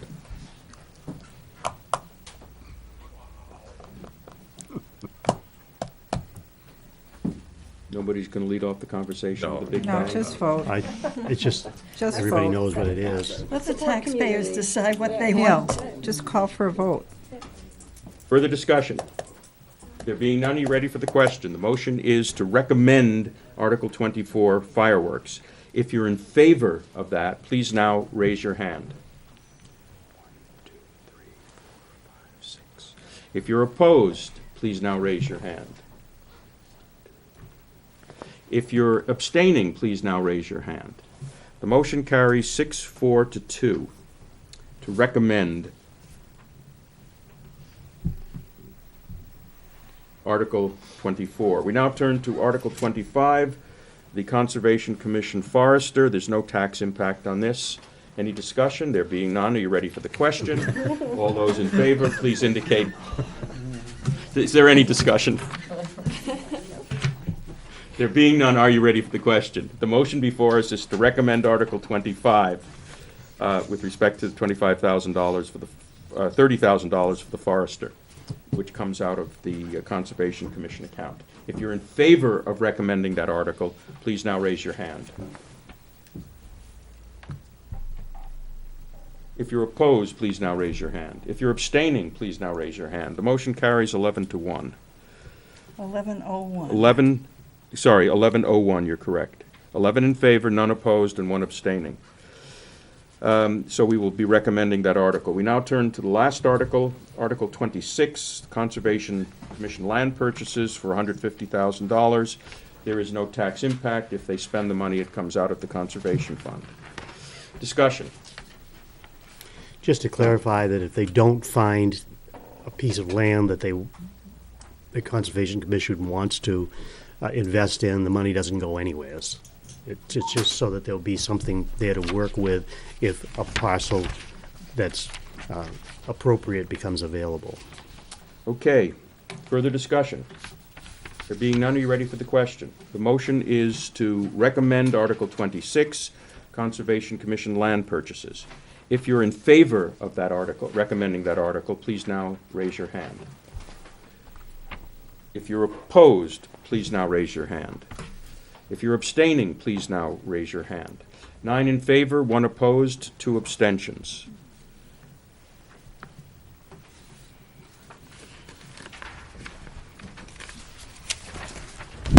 That, I believe, completes our first run-through. So, Neil? I'm going to try to figure out quickly what we've done. Yes. Broke the bag. Because we're going to need to relook at this. and see whether it's actually affordable. We're going to have to make some hard choices tonight. Spaghetti without the sauce, that's what we're getting.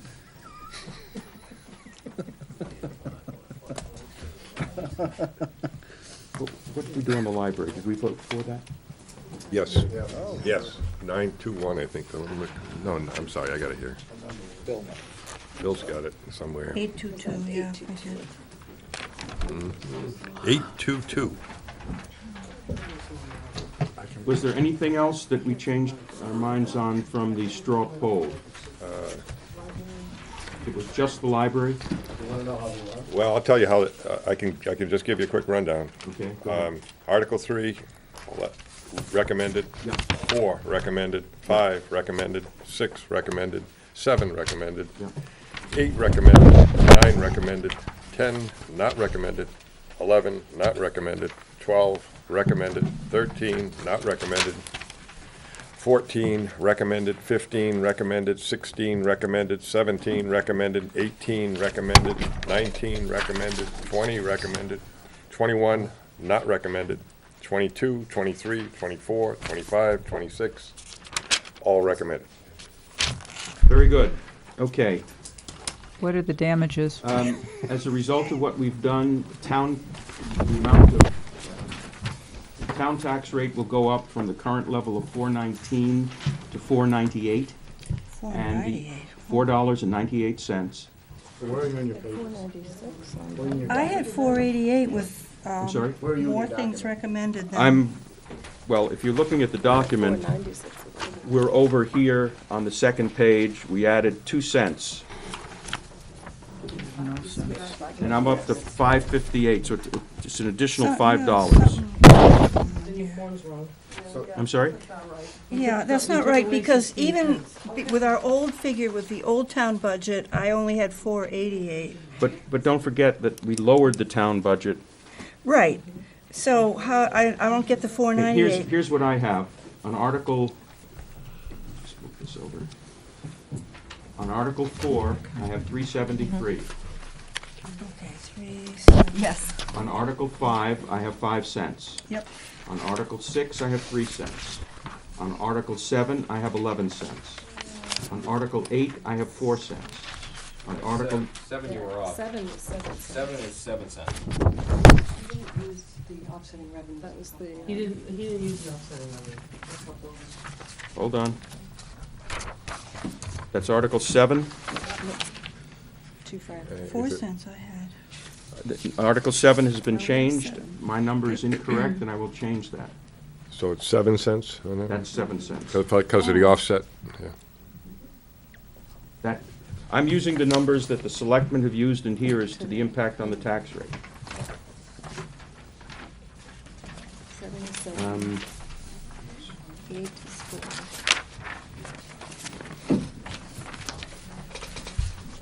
Okay, then I have 4 cents on 8, 1 cent on 9, nothing for 10, nothing for 11. 4. For 12, I have 2 cents. For 13, I have nothing. For 14, it's 0, although we've approved it. The same thing for 15 and 16. I have 25 cents for 17.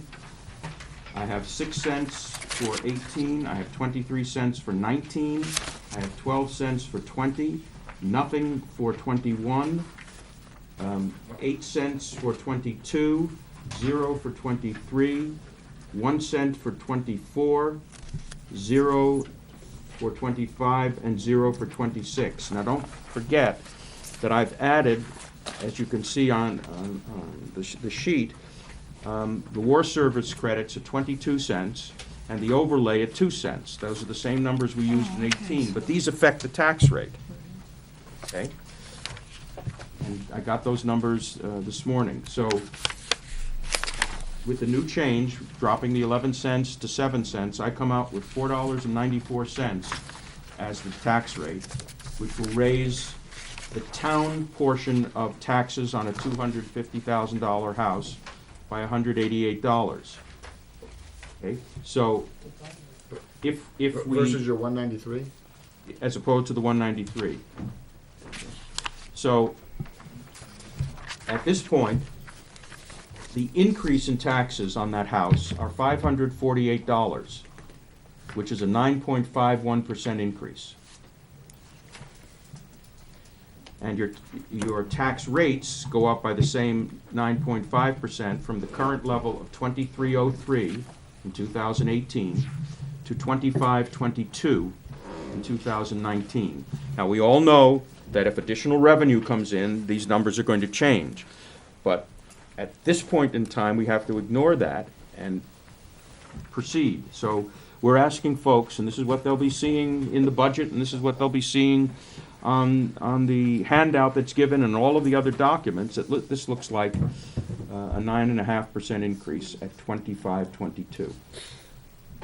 The only way to get this down, and you play with the numbers, is to eliminate some of the big ticket articles. You can go to And we have to look at the schools, too. we can look at the schools, but if you want to go from the default budget, from the regular budget to the default budget, you'll save 11 cents. If you want to eliminate the 10-wheeler, you save 25 cents. If you want to eliminate the roof, you save 8 cents. What else are some of the bigger ones? The EMTs is 7 cents. And that will get you down significantly. So, we can also go back to the schools. I would like to revisit the schools because I'd like to change my votes on some things. Okay, if you go back to the schools and you were to, for example, in the Weare schools, we supported the proposed budget. If you were to go back and support the default budget, you would save 14 cents. If you eliminate the teacher's contract, you save 24 cents. If you eliminate the support staff contract, you save 5 cents. On Stark, if you went with the default budget, you pick up 7 cents. And if you don't support the staff contract, you pick up 6 cents. You know, in your calculations, if you remember the vote on the Stark budget for those articles that put money into a trust fund.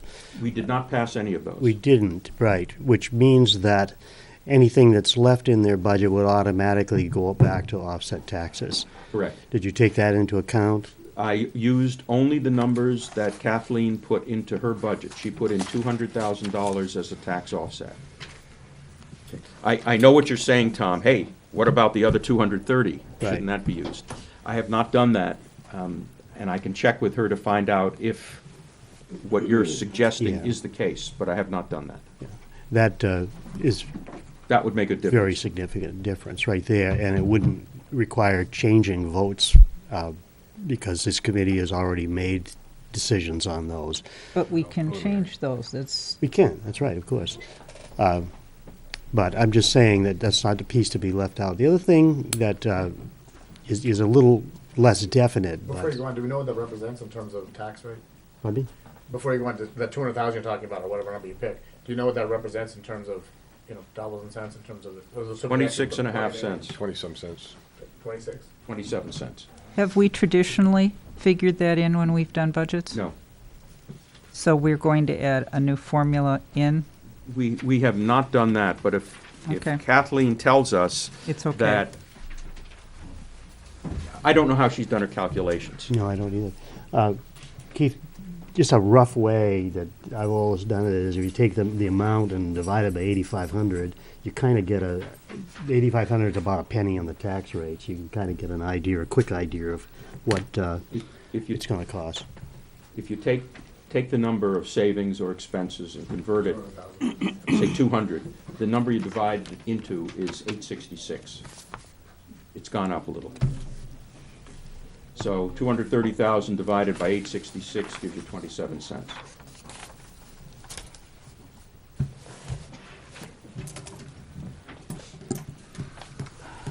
So, Madam Chairman, you want to go back to the Weare schools to start with? Yes, I Okay. do.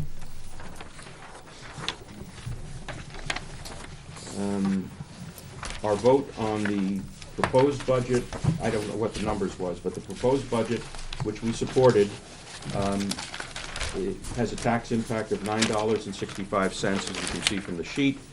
If we were to reverse our decision and not support that, effectively, we would be looking at a $9.51 tax rate from the default budget.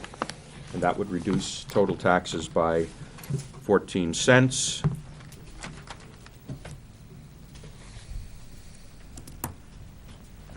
We made that decision based on grouping together the proposed budget and the two contracts that were on the table. And the school department actually lowered their operating budget by a significant amount and took out virtually all of the technology needs in order to meet that level and put the emphasis on passing those contracts. So I don't believe we go back and change the votes on those three articles. I think they should stand. Neil, I want to put this to a vote because I will change my vote on this, Okay. and I'm going to give my reasoning. I'm looking at everything we have approved, everything. And I'm also looking at what the average taxpayer can afford. We're high. We're extremely high. And yes, they have the right to vote on everything. But they also do look at this finance committee to do some serious thinking and weighing. And my philosophy is I understand they want the teacher's contract. That is the most important thing to them. They made that very, very clear. And I will vote for a teacher's contract. But we're getting hit with two other contracts. And these contracts were supposed to be staggered. And because the teachers did not ratify last year, and they are ratifying this year, we're getting hit with two contracts. They're expensive. And my philosophy is, if they want the teacher's contract, I will vote for the teacher's contract, but I will not vote for the Paris contract, and I will go for a default budget because I am looking at the bottom line.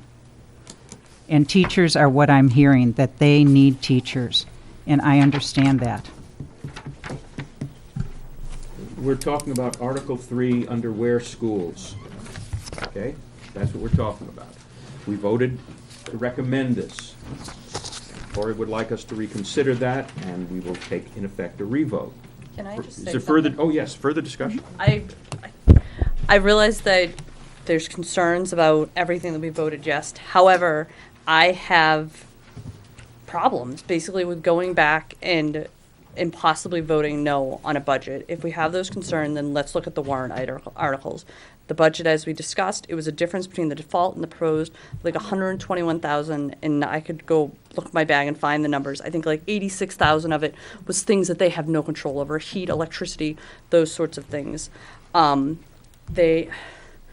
we're going to look at cutting something, then not that I want to, but look at, all the yeses on the town side, something else. I just do not feel that tying the school's hands on their budget is the right way to go. There comes a time when For clarification, we're not talking about the budget, though, are we? I think we're talking about. We're talking about the Weare School budget. No, budget. The Weare School budget. Not the contract she was bringing up, okay. She was saying that, she's putting a number of things together and saying that she can support A but not B. But we're talking about B now.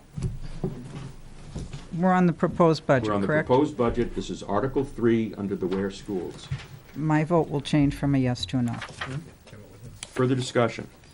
just more general than that article, because we are looking at everything together as far as tax rate. And, I truly feel there comes a time when things are not going to stay the same, when you have to make adjustments and you have to make increases. And that's not a bad thing if the needs are really there. And I think as we've gone through each of these articles for the schools and for the town, the ones that we voted in favor of was because the need was really there and they stand on their own merits. And, I don't think we should just say, okay, we're going to cut that out, we're going to cut this out. simply because there's a bottom line. I understand the function of this committee. I understand the, the need to be a fiscal conservative. But there's also a time when there are needs there that need to be addressed. And I think we've reached one of those years, and that we should stand behind our decisions. Bill? Yeah, I just don't like the terminology, "our decision." When we took those initial votes, they were preliminary in nature, and we shouldn't be locked into those in this discussion.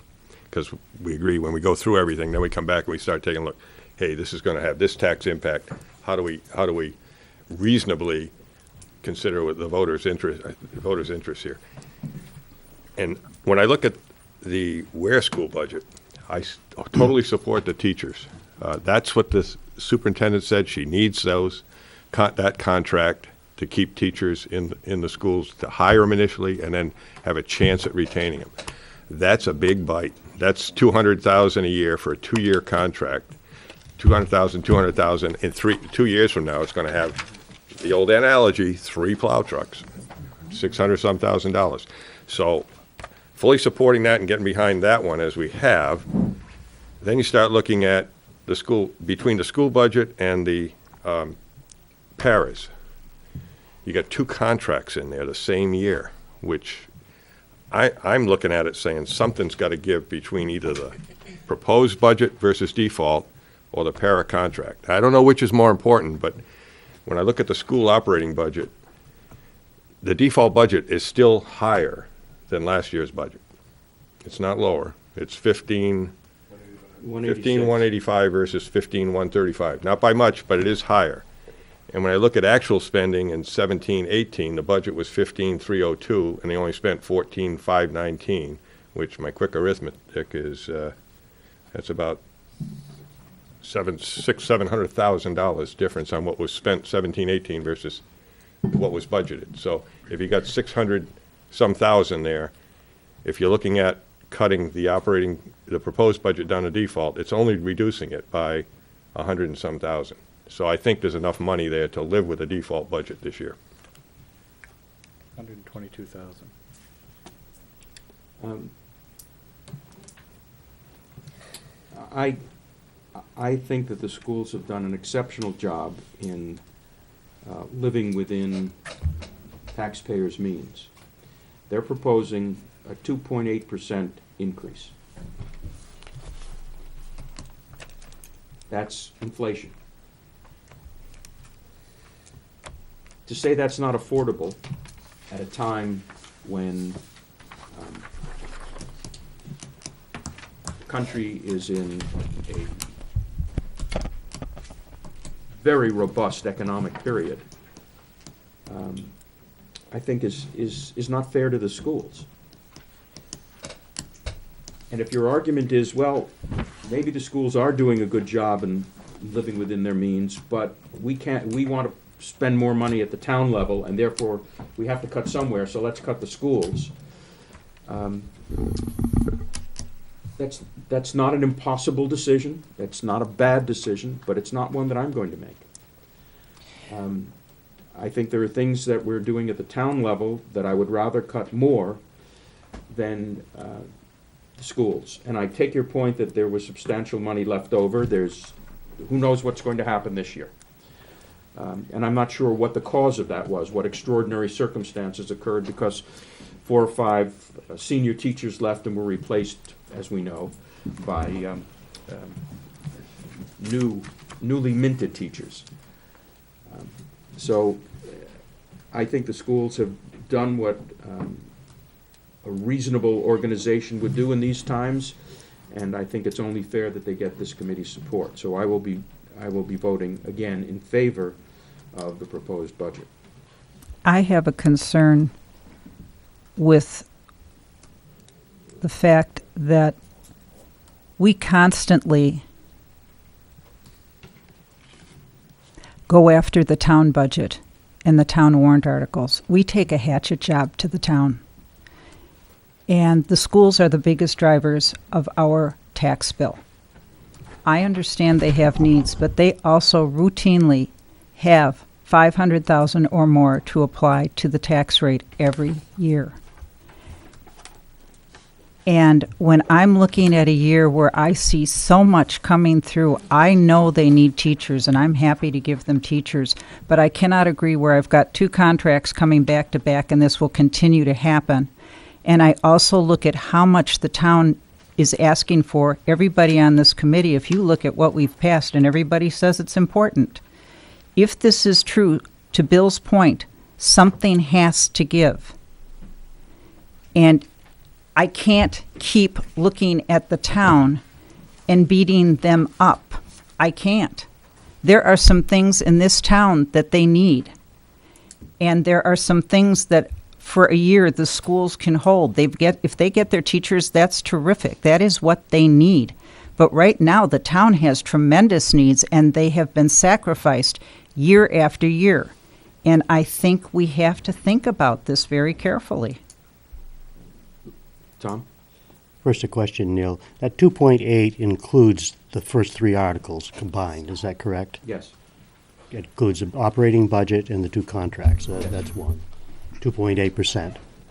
Yes. Second, actually, with the teacher's contract being a 2-year and the paraprofessionals being a 3-year, it does stagger it. So that, providing the contracts pass in the future, there will be a separation as far as when they come up before the voters. And the third thing is that the way that the school budgets work, anything that's not spent, unless there's a warrant article that puts it into some kind of a special fund, it automatically offsets taxes. So if there's extra money in there, it automatically offsets your tax rate at the end of the year. And unlike the town funds, and I'm not speaking against the town, obviously, but the town funds go into the general fund, and if they're going to offset taxes, the selectmen have to vote to do that. The schools, it's an automatic process. So there's going to be a bottom line savings there for whatever is returned.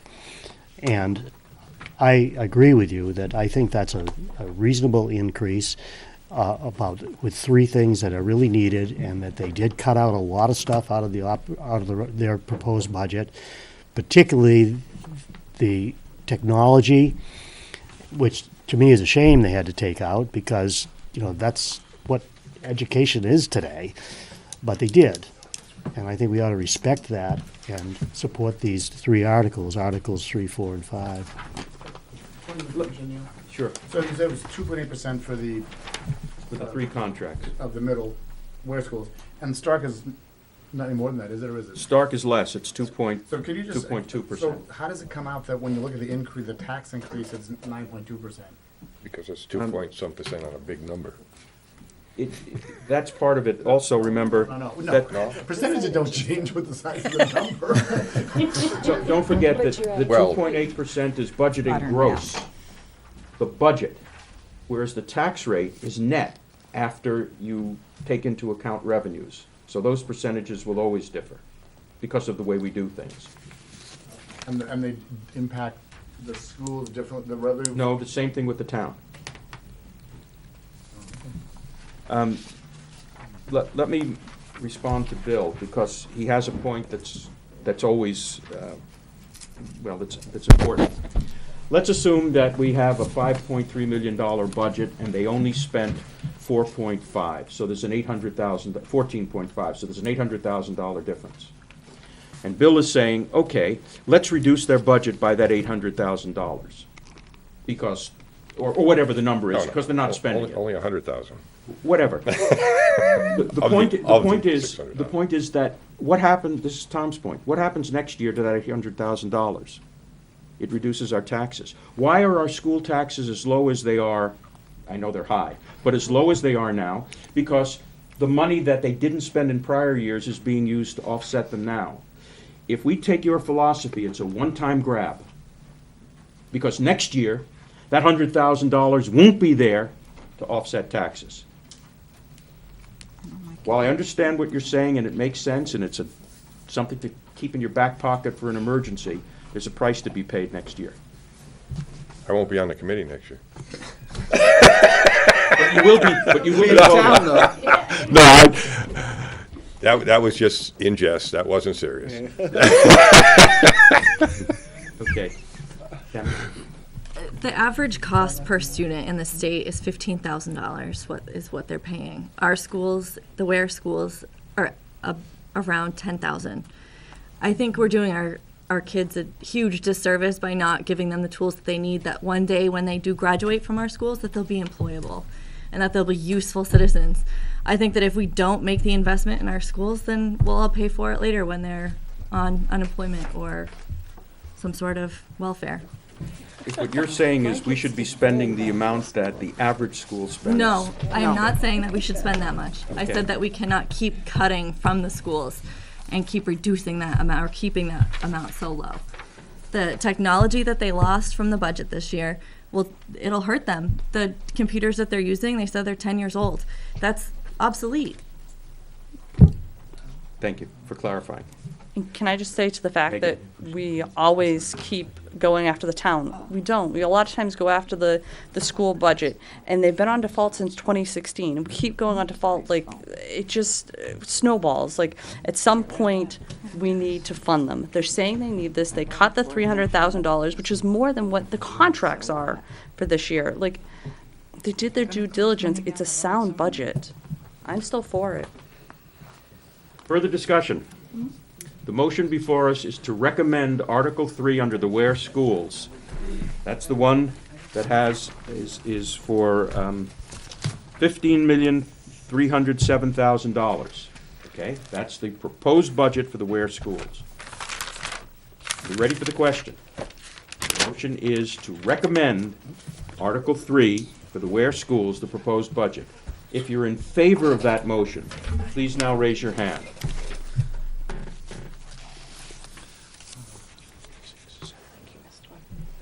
Sorry, I was a little late. 8. If you're opposed, please now raise your hand. 4. The motion carries 8-4, and we will recommend this contract. What else did you wish? That's the op budget. Not the contract, the op I'm budget. sorry, the budget. I apologize. Yes, Article 3, the budget. Did you want to go over anything else? I want to change my vote on the support contract, the para contract. Article 5. Correct. Okay. Article 5 is the support staff contract for $45,000. Discussion. Lori? Nope, I don't need to discuss You it made your, now, you made just your point. not.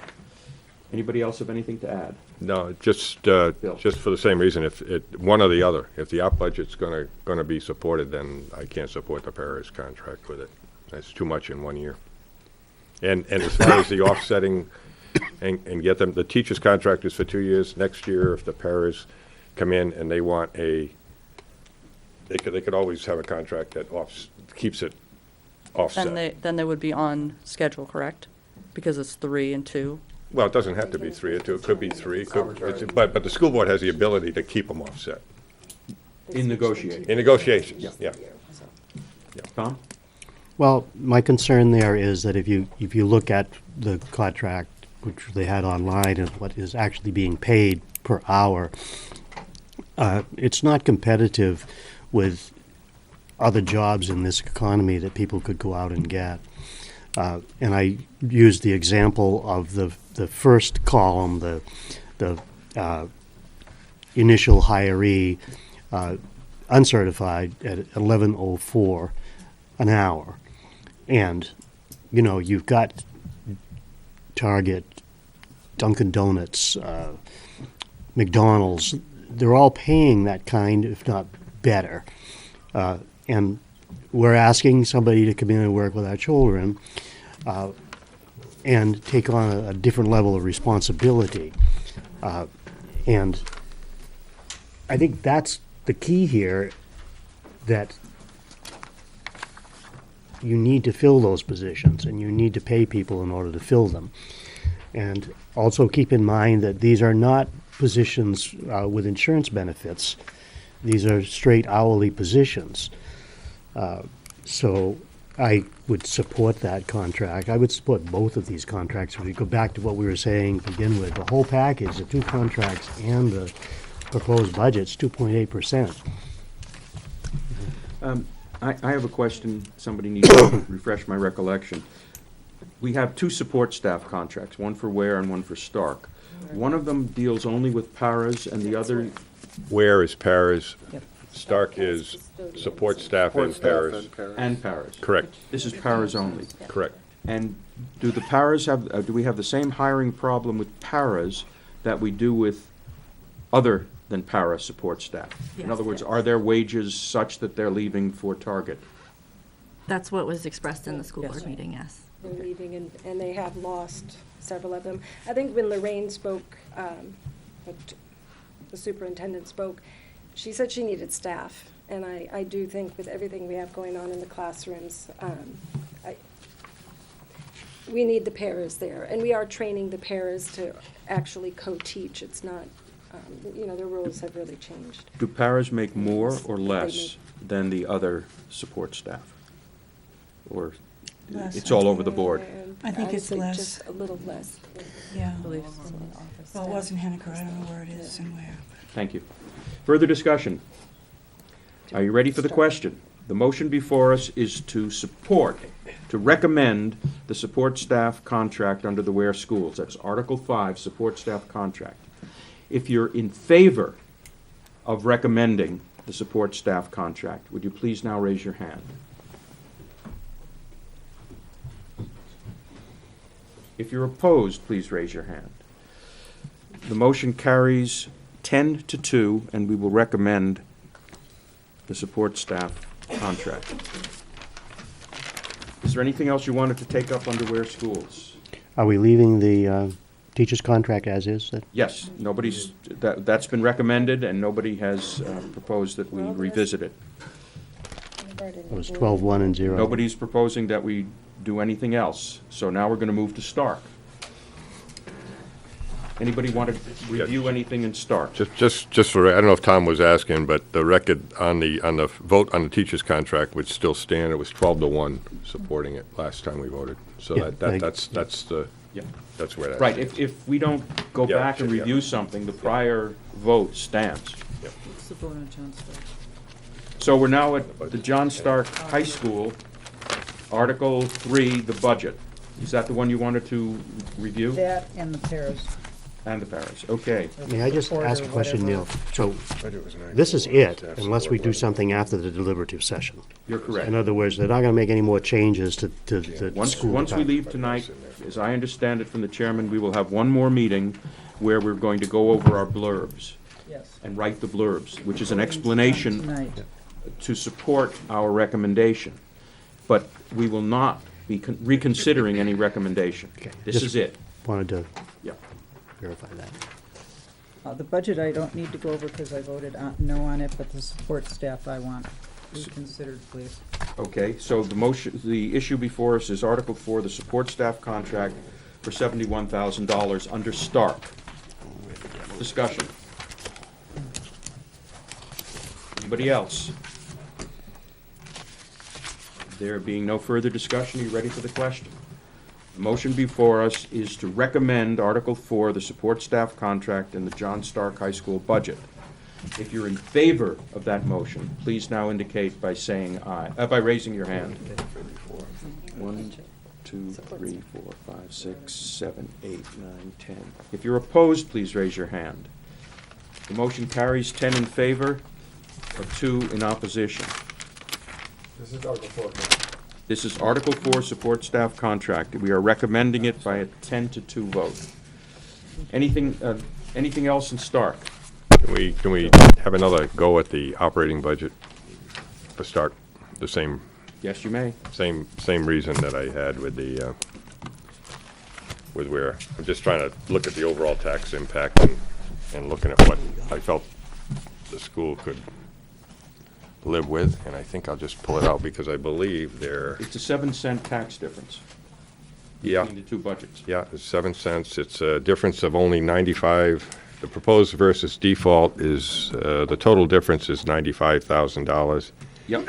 And the default is as well higher. It is 13,550,703 versus 13,418. So it's The default is still 0.9% higher, at $132,000 higher than last year's budget. And I'm just saying, if it's default, they're still getting more money. I'm just trying to look at what's a reasonable cut for the taxpayer, and I think it's something they could live with. And we go back to 17-18 actual versus 17-18 budgeted, 12,570 versus 13,534. There's almost $900-some thousand difference on what was spent versus what was budgeted. So, asking them to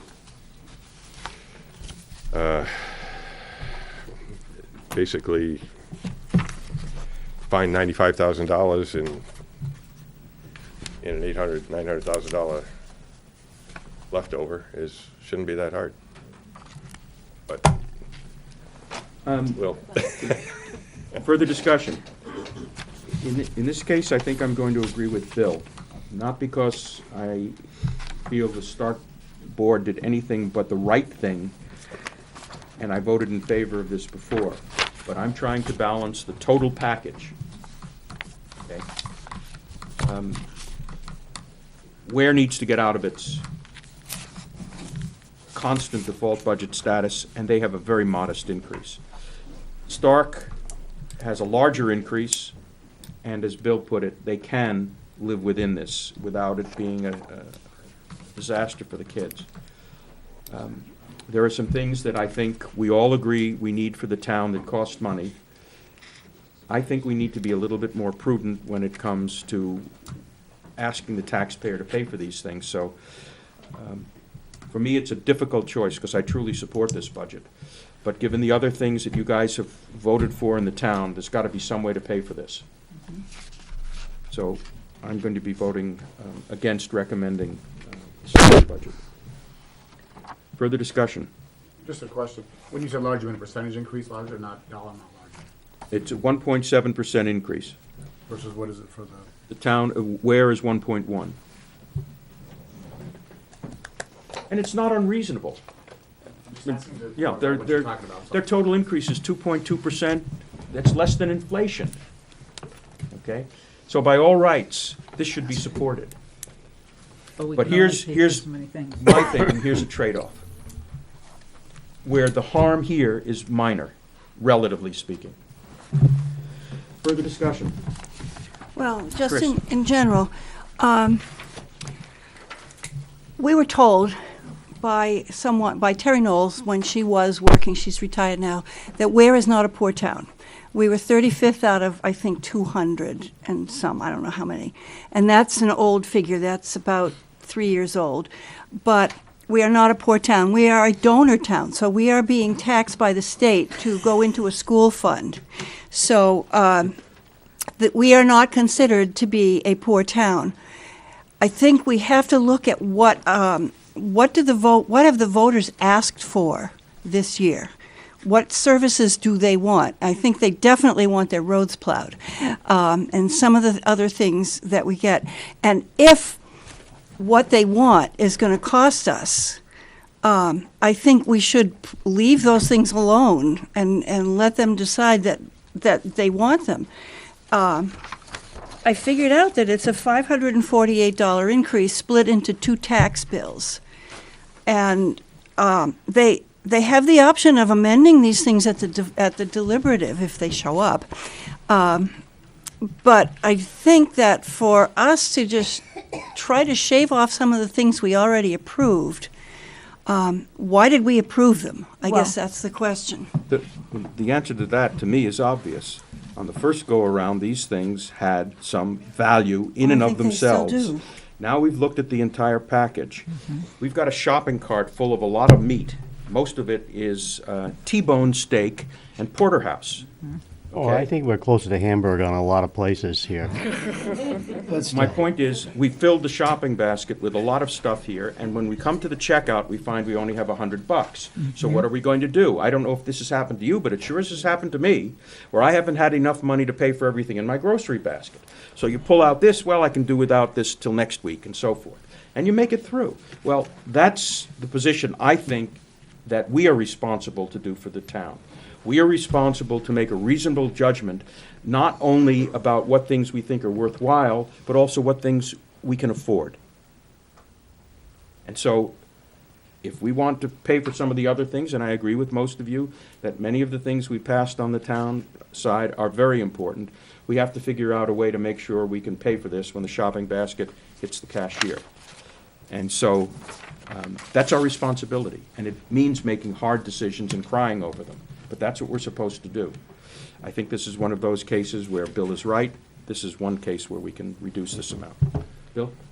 Just to answer Chris, when we put out our blurbs, there's a little table that goes with it, and it isn't that we just say yes or no. We say, if all warrant articles are rejected, here's a tax impact. If all warrant articles are approved, and if you do what the Finance Committee says, here's the impact. So I think they get a fair feel for, here's everything in the shopping cart. Here's just dog biscuits in the shopping cart, and here's kind of the middle of the road, what the Finance Committee's tried to slice and dice, and they've kind of told us how we can get to something that is in balance. So I think we're not trying to make judgment on anything. We're just trying to say. I get that, but I also think that we have put so many things off that we're in a bind this year. And I don't think we're going to ever have another chance to get some of these things, because I don't think the economy is going to stay the way it is for a very long time. So it's really a tough choice, but I think I trust the voters to amend things down if they don't like the numbers. I think that they will. That doesn't happen. Oh, it has. It happened once when a selectman wanted to do it. I don't believe it's happened when certain other gadflies have wanted it. It has, they've attempted, though. I mean, Oh, They attempted, have, but yeah. not votes, succeeded. it depends who shows up. Yeah.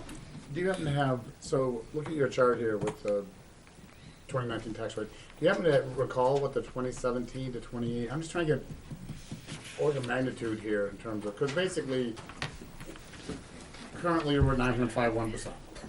And if you take Bill's 130 or 230 out, we're down to 8.3%. Because we pay next year to that revenue to the tax consequence. What you guys are just talking about doing right now, taking 7 cents out for this particular budget, that'll drop your figure down to 9.2%. I'm just wondering how that compares to what happened between 2017 and 2018.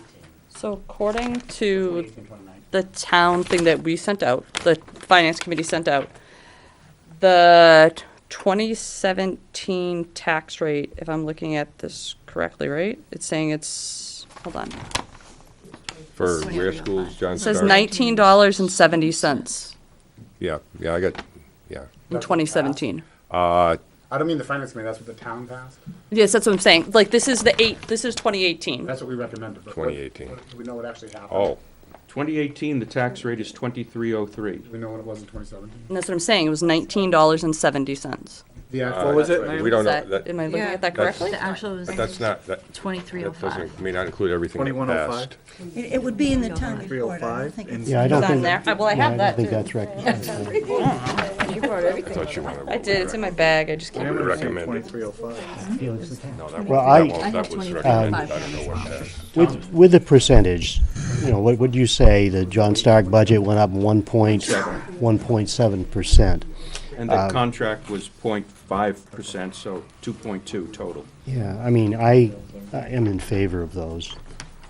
If you look at it as a package or whether you look at them individually, I think that they're reasonable increases. And again, there's that whole other thing out there that we can't calculate now, and that is for the schools, what's left at the end of the year that goes back and offsets taxes.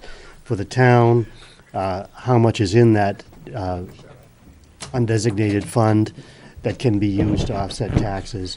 And if there's a need to do it, the history is that the selectmen do it as far as taking a sizable amount in order to reduce the town portion of the tax rate. This last year, the tax rate overall was flat. But that means they've got more money to do it with next year, because whatever they didn't take out is sitting there, and becomes part of what they can look at when they set the tax rate next year. I mean, we can't calculate that, but I mean, when we use these raw figures of this is what it costs, there are those other factors, and that is what can be used to reduce the tax rate at the selectmen's level, what happens with money that's coming back from the schools, and how much will that reduce the tax rate. Neil, wait, Keith can I wants to finish my finish point? his question. I'm He sorry. can't have that interrupted. I Sorry. didn't know I interrupted you, Keith. Okay, my point is this, the tax rate did not go up very much between 2017 and 2018. I think that's what Tom just said, and I think that's what. Let's get the I number. actually found it. Let me finish. 'Cause otherwise it'll go again and Tom's No, you're not fine, talking. you're fine. I understand. And my point is this time, and I've gone along with this, I'm part of this. We're already at 9.51%, you take your 7 cents back down to 9.2%. My point is, we're not talking about a lot of difference. We're not talking about a lot of difference when we're doing a pairing. We've acknowledged that we need to make a substantial change this year.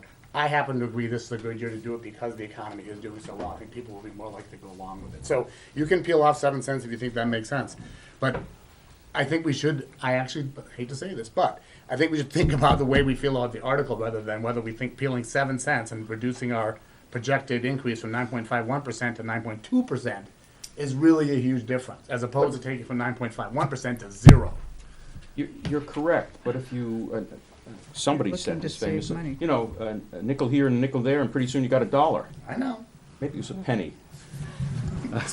Benjamin Franklin, I think. 7 cents here and 10 cents here and 11 cents there, and pretty soon you're talking about a $250 reduction Right. in the property tax increase.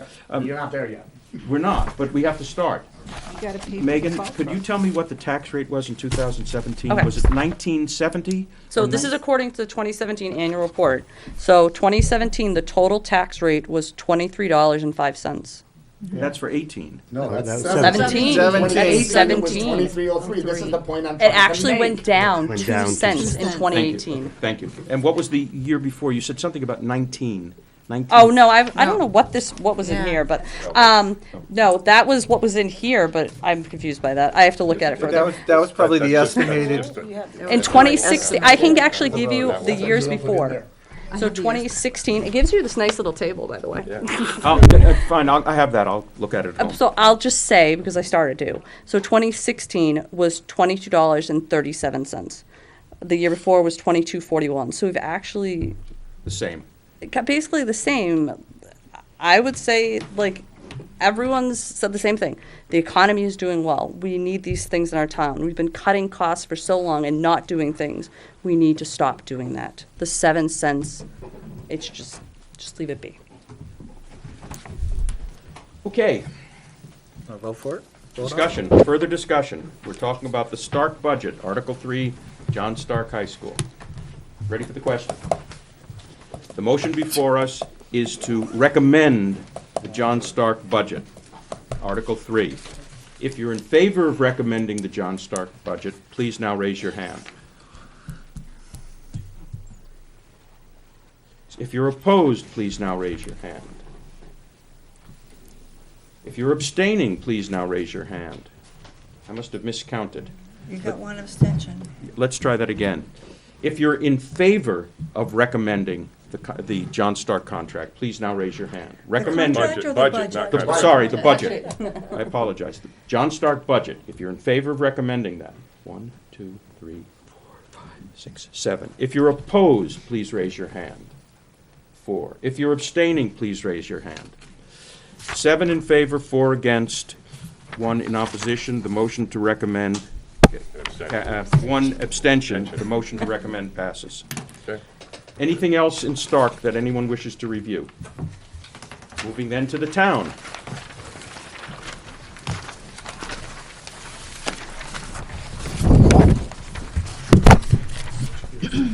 Does anyone wish to reconsider anything that we've done? Because at the moment,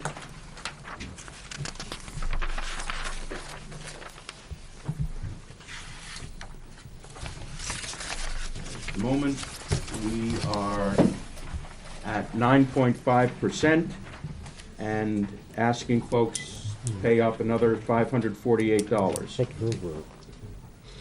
Okay, who would like to reconsider or review any of the motions?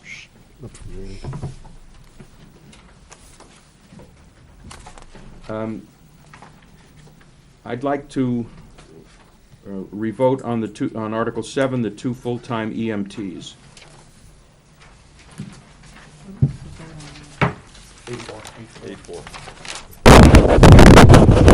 For, we had a different number there. If this Article is- 7. This is 7 cents. This is Article 7, and as I recall, the number changed in the budget, and that was 7 cents rather than the 11 cents it was. Obviously, next year it'll be higher because this year it's only for 6 months. This is one of those items which, while important, can be deferred. Like the school. And I don't want to go to the voters as a finance committee recommending a 9.5% tax increase. So I would like very much to see this article not recommended. The vote to recommend was 8-4. Tom? Okay. We go back to a presentation and also what I've heard along the way here for a long time. One of the problems with the setup the way it is now is that the per diems don't have ownership the same as a full-time employee would. They have full-time jobs elsewhere, and so when they have a chance to work overtime or have some other commitment, they don't come, they call in, and we're left short. So it's a system that has helped immensely, but it's not a long-term solution because it's getting weaker as the economy gets better. So that is one of the issues. The issue, which is addressed in the next article, actually, so I won't go there. But I just think that we need a plan, a long-term plan, as far as how to provide this service, majority being ambulance rescue, but firemen there when we need them. And that's why I supported it when we voted before, and I'll support it again, because I just think that it's an incredible safety need to have people on hand when they're needed. I think you're right, it's an incredible safety need, but we voted against a police officer, and that's an incredible safety need also. So I think they are both the kind of thing that can be deferred. Yes, there are risks involved, but there are risks involved in just about everything we do or don't do. Well, having been rescued, I understand that you and Lori have personal experiences and, you know, but, you know, and I'm not sure that you should use your personal experiences as the consideration Each for person making a can recommendation approach to the their town. decision personally. Yeah. I checked with John Foss. I was very. Sorry? I had a discussion with John Foss about this because I wanted to make sure when people vote on this committee that they knew what they were doing. And Tom is perfectly free, as is anybody on this committee, to vote their personal thing and use it as their criteria. yeah, but Absolutely. I'm suggesting that that is, in my view, not the best way. Yeah. And I'm But not suggesting conflict of interest. I'm just tossing that out. That's not why I'm voting for it. I'm voting for it for anybody who goes down for any reason and needs an ambulance. You know, you know, when we look at the, I don't want to get into it because it's another example that I could give you, but it's happening time and time again. We've seen the numbers, but it's more than numbers. It's being there when they're needed. And the present system has too many Band-Aids on it. We need to, I don't know, use an ACE bandage maybe. Keith? I voted against this the first time, but I didn't speak it on why I did vote against it. And I voted against it for exactly the opposite reason of what Tom just expressed. The biggest problem we were told that they have is the overnight response time. They're not addressing that. This daytime thing that they bring up, to my mind, that's a management issue. We're paying the guy a lot more money. You bring on more people if you need to, and you address the daytime thing. But we're not addressing the nighttime response time, which he told us was the critical issue, which is far more important as far as addressing people, the emergencies, than the daytime thing. Then what's the point of doing this, as far as the safety concern goes that you raised? Bill? This is step one. to the overnight coverage. You're not going to get there right now, but the briefing that we received was, like I said, where we've been, where we're at, where we need to get to, and how we get there. And very reasonable approach. I You know. don't need to address me directly. No, I'm just addressing, that comment is out there. I'm addressing that comment. I'll grab it out of the air and I'll bring it Don't back look in at here. Keith, look at somebody else. Okay. And, Look at me. and to me, it made a lot of sense. And Don't need to address me. Yeah. I listen to you. I And- really do. to me, and if we're not going to make a 7% cut in the school budget, 7 which cents. made a lot of sense, 7 cents. 7 cents, this is 7 cents this year. You're right. To me, we certainly hadn't ought to be cutting the EMT. Let me suggest that there's a package involved here. 7 cents out of the Weare schools, 7 cents out of this line, 11 cents if we go from the proposed budget to the default budget, and 6 cents if we defer the skid steer. Okay? So you're all gonna hate me, so why don't, if you wanna cut this amount, then why not just get rid of the 10-wheeler?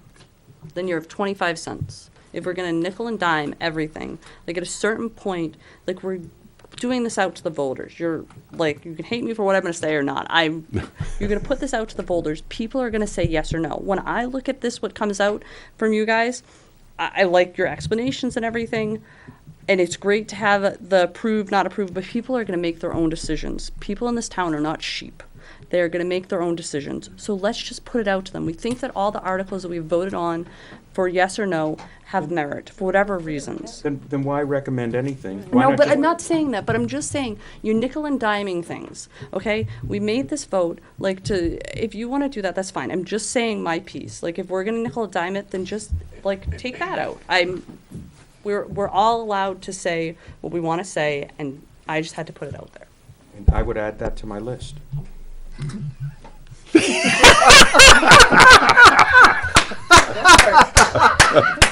I don't think Benji liked that.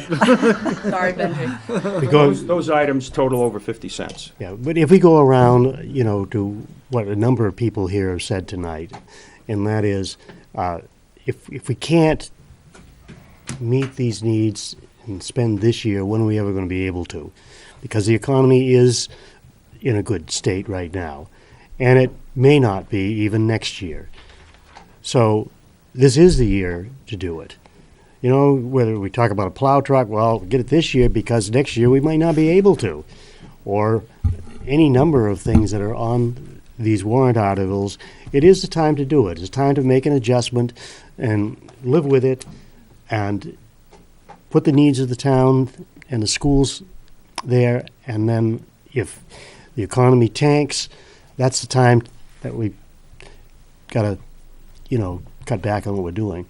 But not when we're in a position where that inflation is relatively low and the economy is good. Tom, I'd like to say something, and that is, we do put everything out to the voters. And as Megan pointed out, the voters aren't sheep. A tremendous amount of the voters do listen to the Finance Committee because people have commented that the Finance Committee has too much power.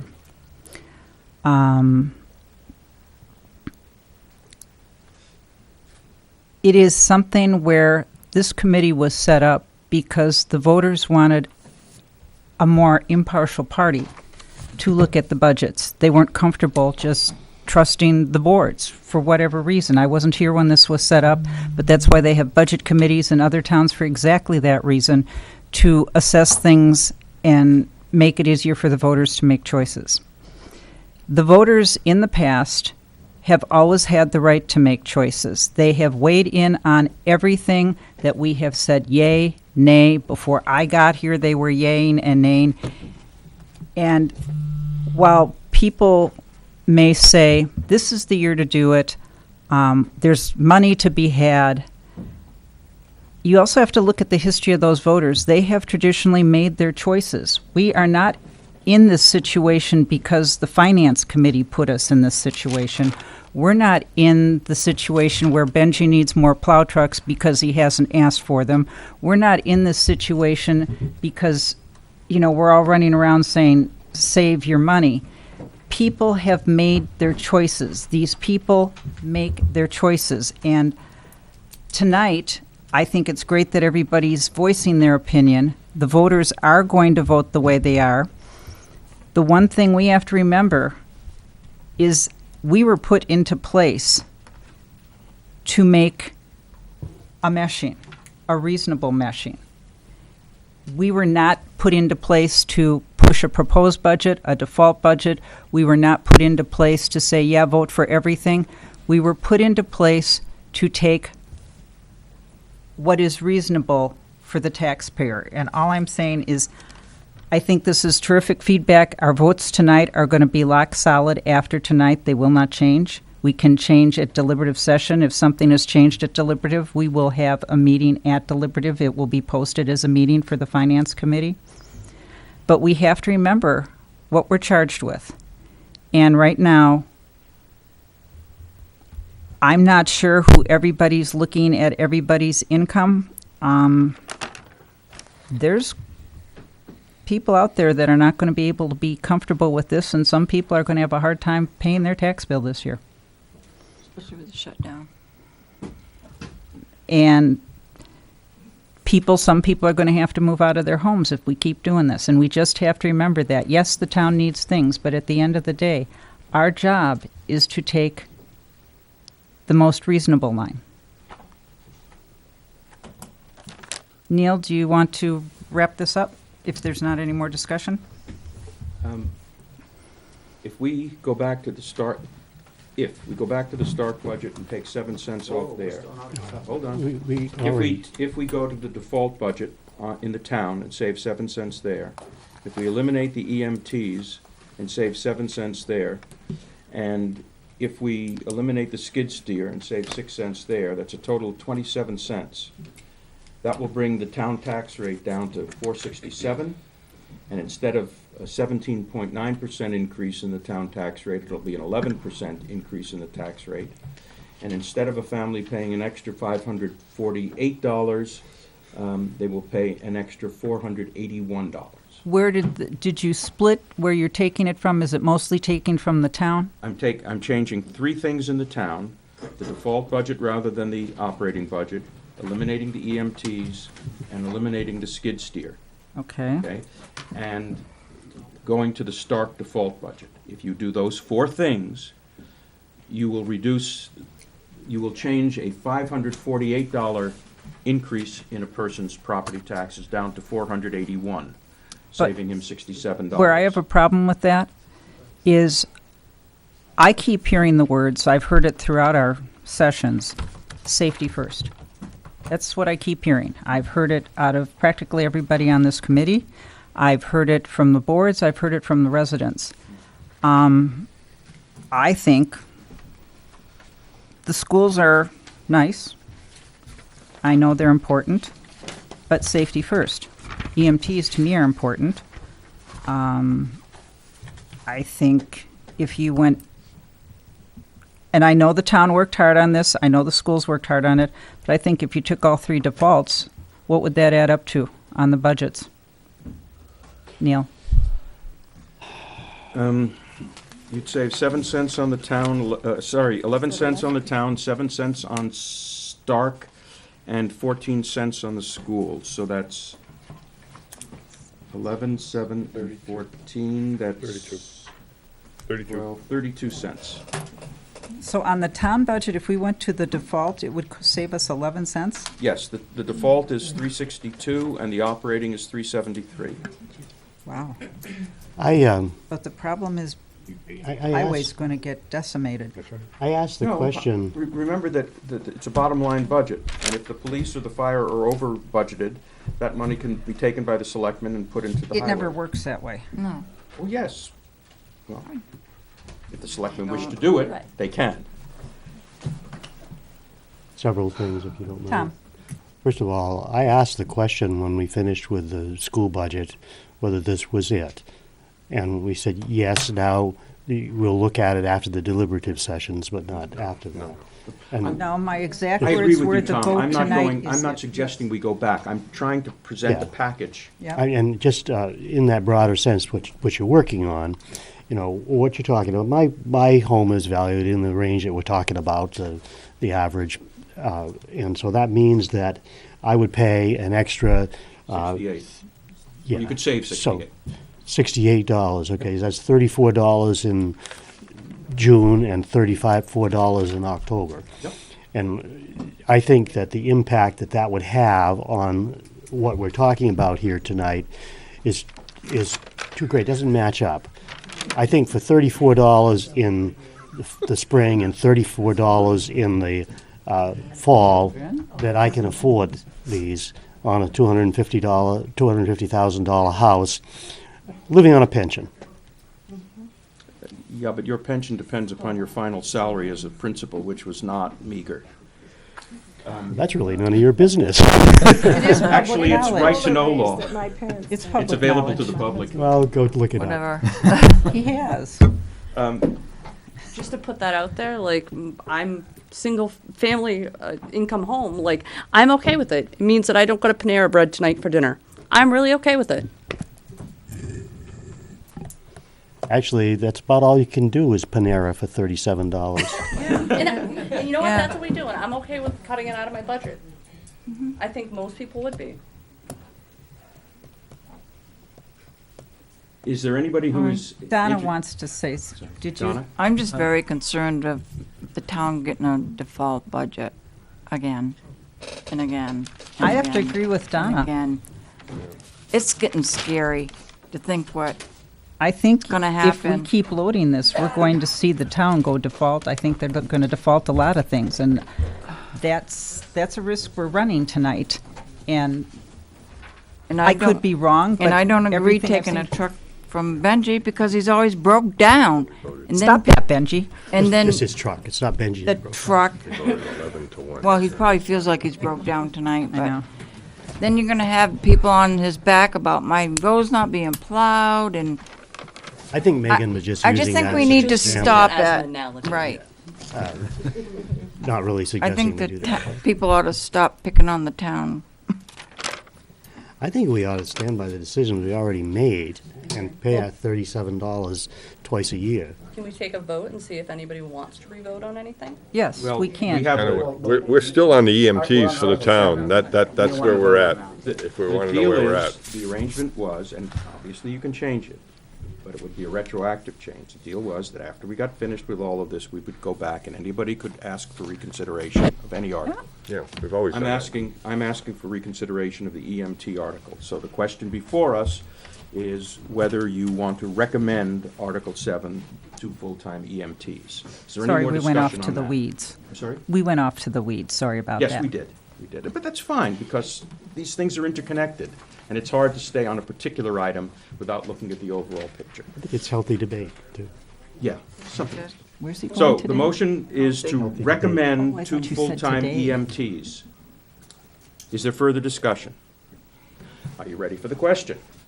If you're in favor of recommending two full-time EMTs, please now indicate by raising your hand. Did we change? I'll let you know in a minute. 7 in favor. If you're opposed, please raise your hand. If you're abstaining, please raise your hand. Somebody better abstain or I counted wrong. Let's try it again. If you're in favor of the article, please raise your hand. Originally, it was 8-4. There we go. Thank you. The article is recommended 8-4, nothing changed. Same as And on that basis, I am not going to ask for reconsideration of any of the other articles. I think folks are pretty Anybody else have any confirmed in their positions. reconsiderations they want to do? Okay, this vote is going to stand, and we will not change until we get to deliberative, if there is something that changes at deliberative. Next tonight, we have to, are there any minutes we have to approve? Well, yes, for the last two meetings. If you didn't read them, that's okay, just approve them. I had, If I got too long-winded, hey, For the last one, Bill, up. the way that the votes were listed for the, I think I know what you're gonna I think say. it should be the other way around. Well, you know what? This has come up before, and I've always said that it makes it easy for people to recognize. Sometimes the word "not" can read right through, but when they see it 111, they know that we didn't support it. I understand what you're saying, but I've done it this way for about 5 years, so if you It could stick works, with it one oddly more year, enough. change it next year. We'll probably have to hire a recording secretary Yeah. next year. Okay, so bring the minutes up. The minutes were for the, let's see, the 15, oh, it might be 3 of them. 16, 17, and 10. Thank you, 10, Chris. yeah. 15, 17, and 10. 16, 17, and 10, yeah. I make a Motion- motion to approve them. Second. Okay, Good. good, done. Okay, we need Now- to Yeah, next. You need to have a Go vote. ahead, go ahead. There's been a motion to approve those 3 minutes. discussion. Vote. All in favor, aye. Aye. Nays? Abstentions? Good to go. We need to set a meeting for next week because we have to do the blurbs. I'm so sorry? Our meeting's not till the 9th. I don't know when the rest of them are, of February, so you do They're, that. they're like the 6th, and they're all that week. Yeah, so we just Pound's want the to last one, get so. it done. Cut it off here. I'm going to assign Neil, Bill, and if Keith wants to weigh in, to do a preliminary blurb that everybody can look at. These blurbs, we can tweak them when we're here next week, but we are not writing a book. We're not writing a paragraph. It is one of the shortest things in history, and we try to keep it very clean and very neat, because if nobody's followed it to this point, the more you write, the worse it gets. And, but we need to get that done for next week, so I need a date. What are we looking at next week? Let's start with Wednesday. That seems to be a day that works well. How are we on Wednesdays? Wednesday's good with me. 30th, Wednesday's good. What 30th, What's the date? Wednesday, the 30th. 7th. I'll tell you in a second. I'm on Wednesday. Is it the Wednesday. 30th? Yes. I think It's still Wednesday, the 30th. Are you basketballing? On Tuesday, Friday, I am. Okay. But we're looking at Wednesday. I know. The reason we work around Bill's schedule And I'll be is basketballing on because he Wednesday. is the only person that takes notes, so Takes good ones. it is very important that we always have him here. So are we good for Wednesday? And, What time? oh, he's waiting for his I had my phone to phone wake up. turned off during the meeting. Sorry. Bill, the other But I'm shooting for 7 o'clock. This should not be a long Striped meeting. shirt. Striped shirt. We should, What I hope Phil and I will be able to do is get together over the weekend and write up something and then email it to everybody so that you'll you have a didn't have chance anything to do this review it weekend, did you? Sunday. and That's okay. amend You it. wanna ride to Connecticut? He's in send your- Connecticut this weekend. No, it's Sunday. Sunday. So Fridays, tomorrow or Saturday, we can get together? Monday. Monday. Monday's good, except the afternoon when I have a doubleheader. No, yeah, not till 3 o'clock in the afternoon. I'm Get up available in the early, morning Neil. on Monday. From 8 to 6 8:20 o'clock in is the a good morning, time for he's you in the available. morning. No, I gotta take one of the kids to school then. Oh, I'm sorry, 9:15. Okay, so Neil and Bill I'll will call meet you. at 6 All right, a.m. I'll on call you. Monday, and we will convene at 7 o'clock on the 30th to set the blurbs and get those done. And if we are unsuccessful in coordinating our efforts and can't get something to you in time, We shoot you. giving you at least a day to look them over and do something, then I would suggest we delay the meeting. We're not, as Naomi said, we're not under that much time pressure because this is not printed. What we do is cranked out on a. But Neil, technically Xerox speaking, machine. until this year, we have done the blurbs that night. Matt has not sent things out ahead of time. This is not a complicated process, and if you don't Okay. get it done, we have enough from the last couple of years. These people all have brains. They're quite capable of assimilating information and getting it done. I don't think they want to live and write a book either. Yeah, that's right. Never mind. Bad idea. Okay. We're all here. Move we adjourn. Thank you. Yes. Aye. 9:50. Bye. Oh, man.